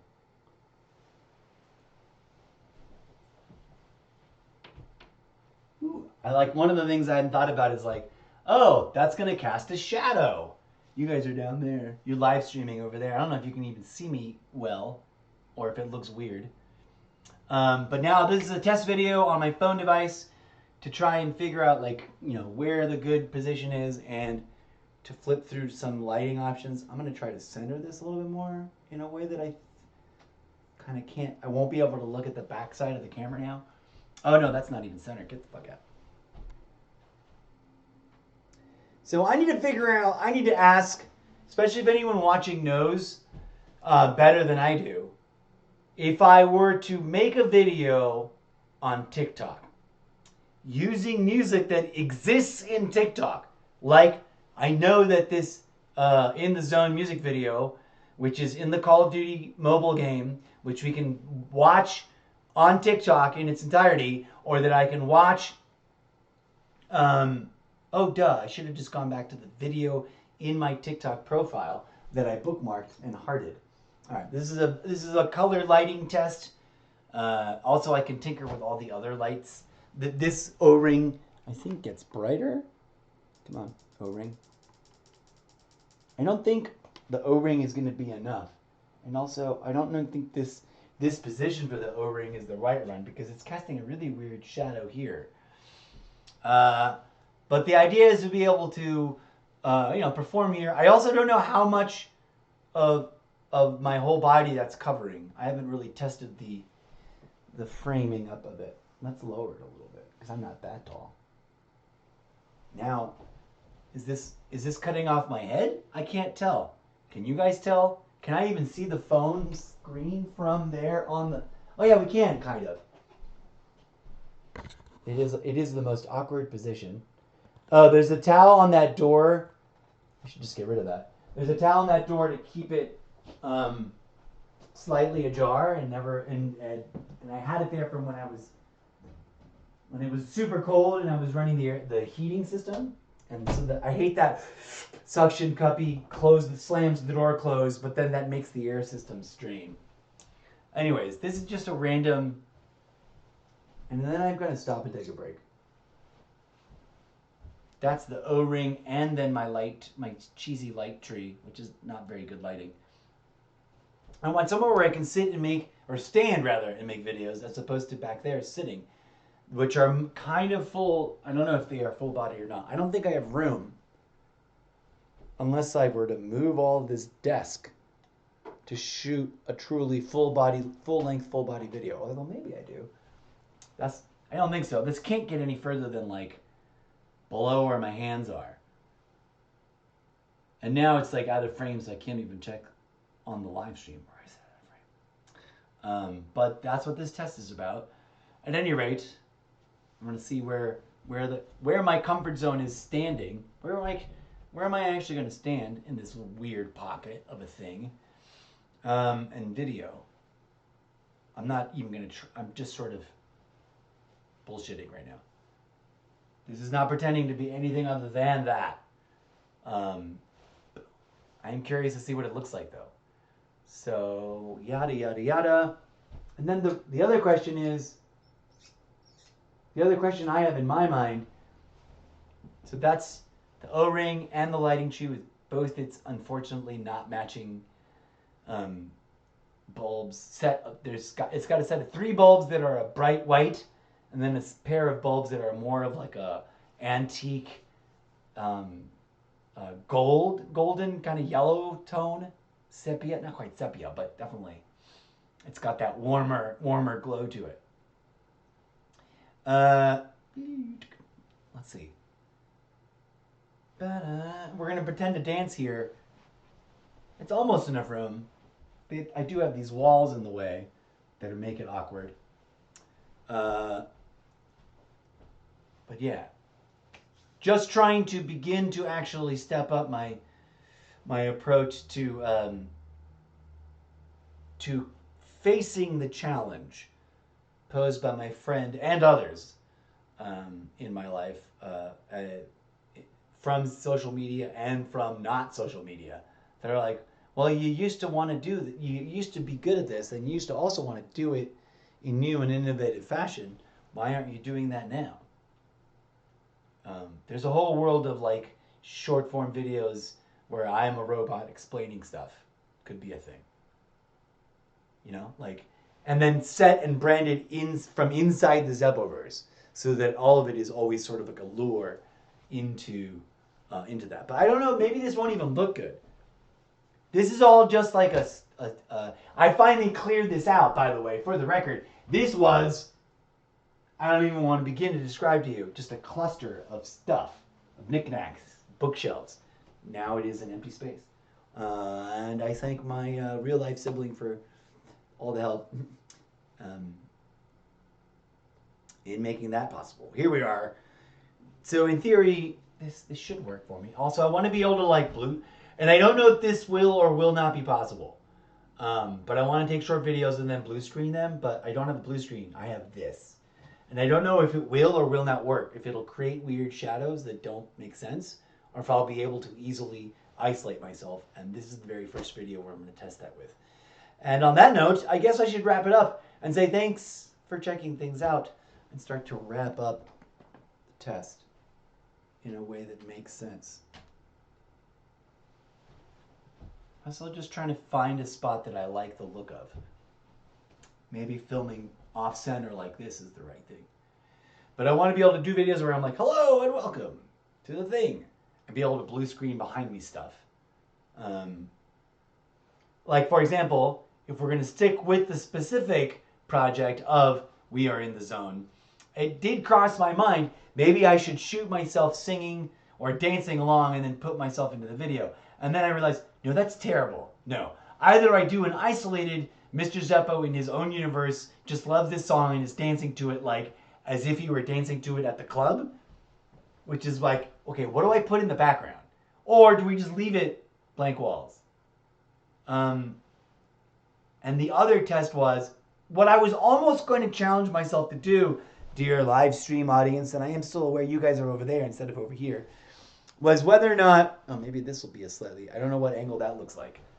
One of the theories that I was trying to test, or the thing I was like on the verge of maybe pushing myself to do, was just setting up that video and it's like playback, use the audio where that's, you know, how people make their videos on TikTok, so that I can just take a stab at dancing to it, even though I've got nothing prepared.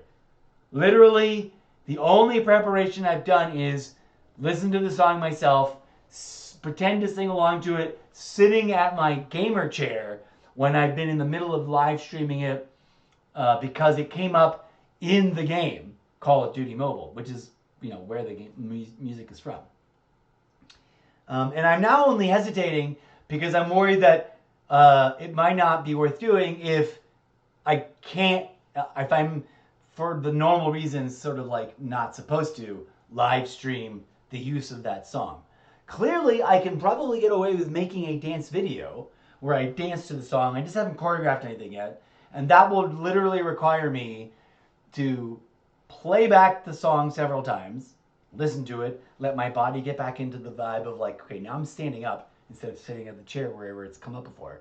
I'm standing up and I'm going to do a little like mobile robot dance boom thing, you know, body motion thing. I wouldn't do it with this outfit because that would limit my ability to express articulators. And I'm also not pretending to be the most brilliantly well trained weirdo. I'm just a person who likes this stuff and wants to dabble with it, because I did study physical theater and you know, that kind of stuff in general. And it's been ages, I tell you.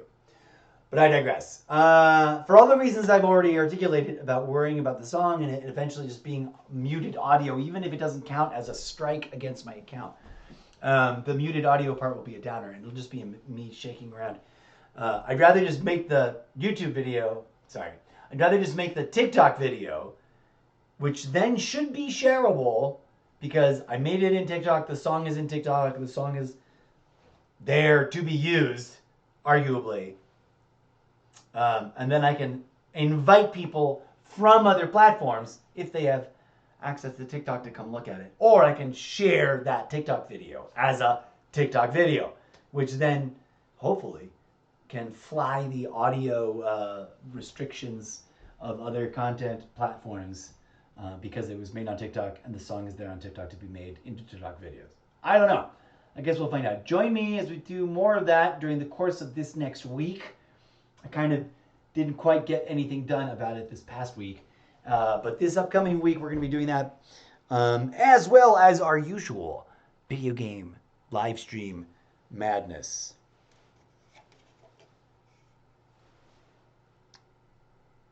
Did I flip it the other way? Oh, yes, I did flip it the other way. Boop. I just made myself disappear, didn't I? Ooh, magical. And that's what this looks like from over here. That whole moment where I went off on the explanation about the differential in light, well, I maybe didn't make myself disappear quite yet. Hold on, because I'm probably still well lit. Boom, now this light is off. This is what the room looks like generally.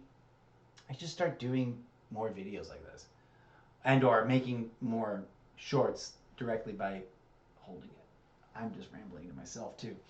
But when I made this wall disappear, this is what all this area looked like normally, like to my eye.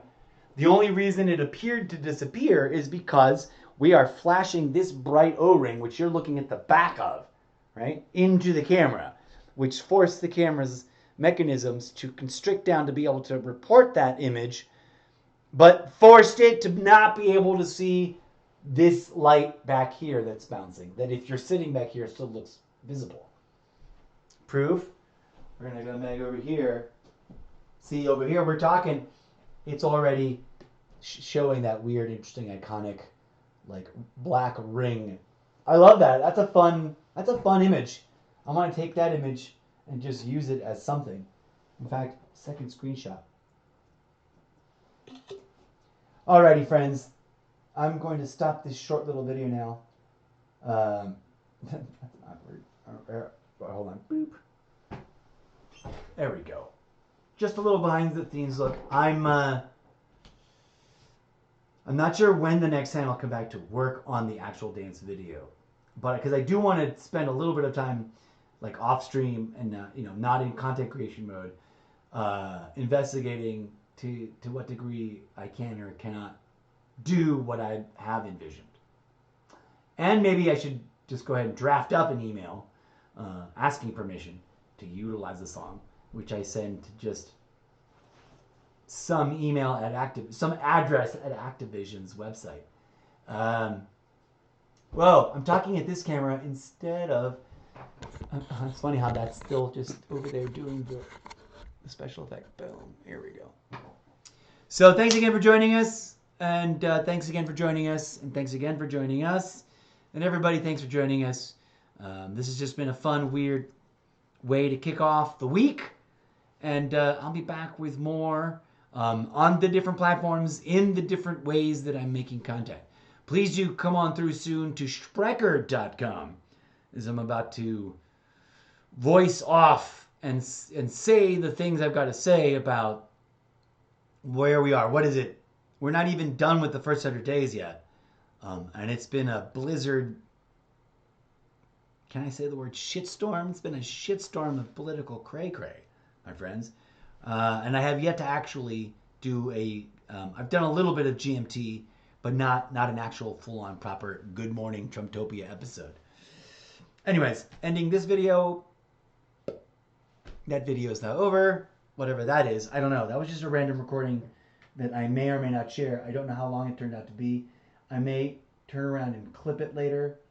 I mostly just want to watch that video.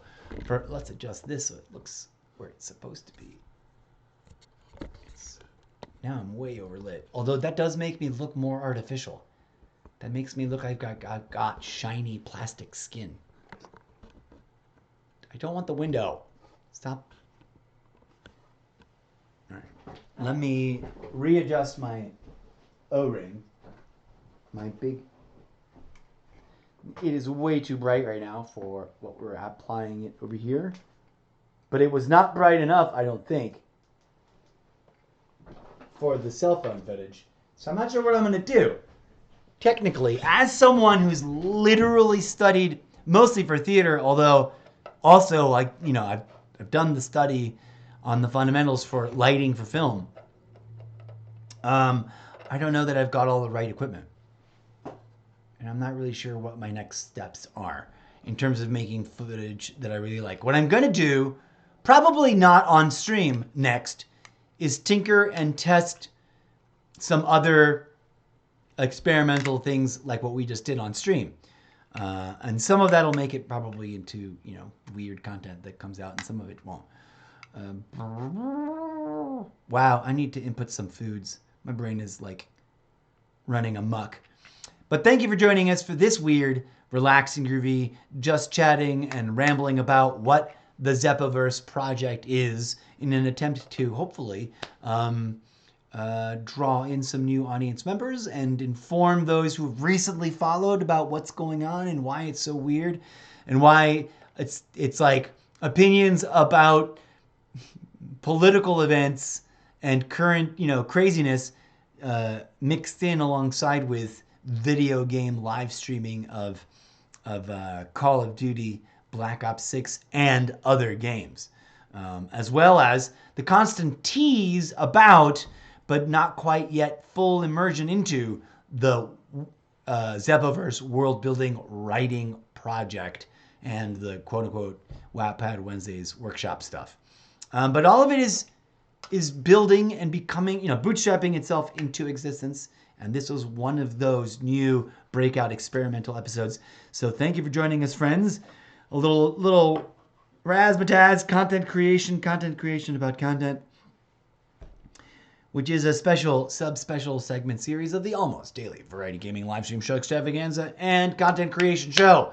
So peace out. DJ said you were supposed to start playing the music like a hot second ago, and you did not. When we come back, we're going to either go to Sprecher.com and make a podcast episode where we discuss... No, I feel like I'm not prepared for that. I think I need to absorb more of what's recently happened and like read different perspectives on it and do my usual mojo before I get ready to speak. But holy moly, folks, it's been a roller coaster the first however many days of this first 100 days. A roller coaster of supposedly fighting corruption with corruption, which makes no sense, and doing things, as I've already quite bluntly pointed out and called out several times, not the least of which was earlier today, doing things that the actual real-life Yeshua Christos would not abide by. And I think we have to remind them of that. Since they seem to be doing it in his name, they need to be called out as like, whoa, whoa, whoa, whoa, whoa, I don't think he appreciates that. And I invite you to join me in doing so, dear friends. Because I don't know how else we get them to stop what they're doing whilst also ourselves not becoming that which they are. Pin on the corkboard. That's a major theme of the book series, especially when it gets into this, the inspired by spy genre film action stuff. Anyways, I gotta go grab a bites to eat, maybe get myself some more coffee. And when we come back, we will either dive into some, I've already said all that, haven't I? Or have I? I just thought about saying it. When we come back, we'll either dive into some vociferous public discourse in the form of a brand new, almost daily Zencast episode over on Sprecher.com, recorded there and then distributed, and then maybe revisited later live on stream. I may or may not live stream that. If I do live stream that, then I won't have any DJ Zed music. I guess I could live stream that. I'm not used to live streaming it and recording it simultaneously. Or we're gonna dive right into some Black Ops 6 because or Call of Duty Mobile, or one of the other games, because I feel like we need to get back on track with that part too. Anyways, blah, blah, blah, blah, blah, blah. Some days I feel really rough and tumble in terms of my hosting oratory abilities. And other days I feel like I'm actually mildly eloquent and well-spoken. And theoretically, it shall all get better in the coming days, weeks, and months as I bootstrap this show into what it wants to be as opposed to where it's starting off at. Peace out. Thanks again. Hasta la vista. Go be good human beings with each other out there in the real world as well as in the game lobbies. Please do. Question everything.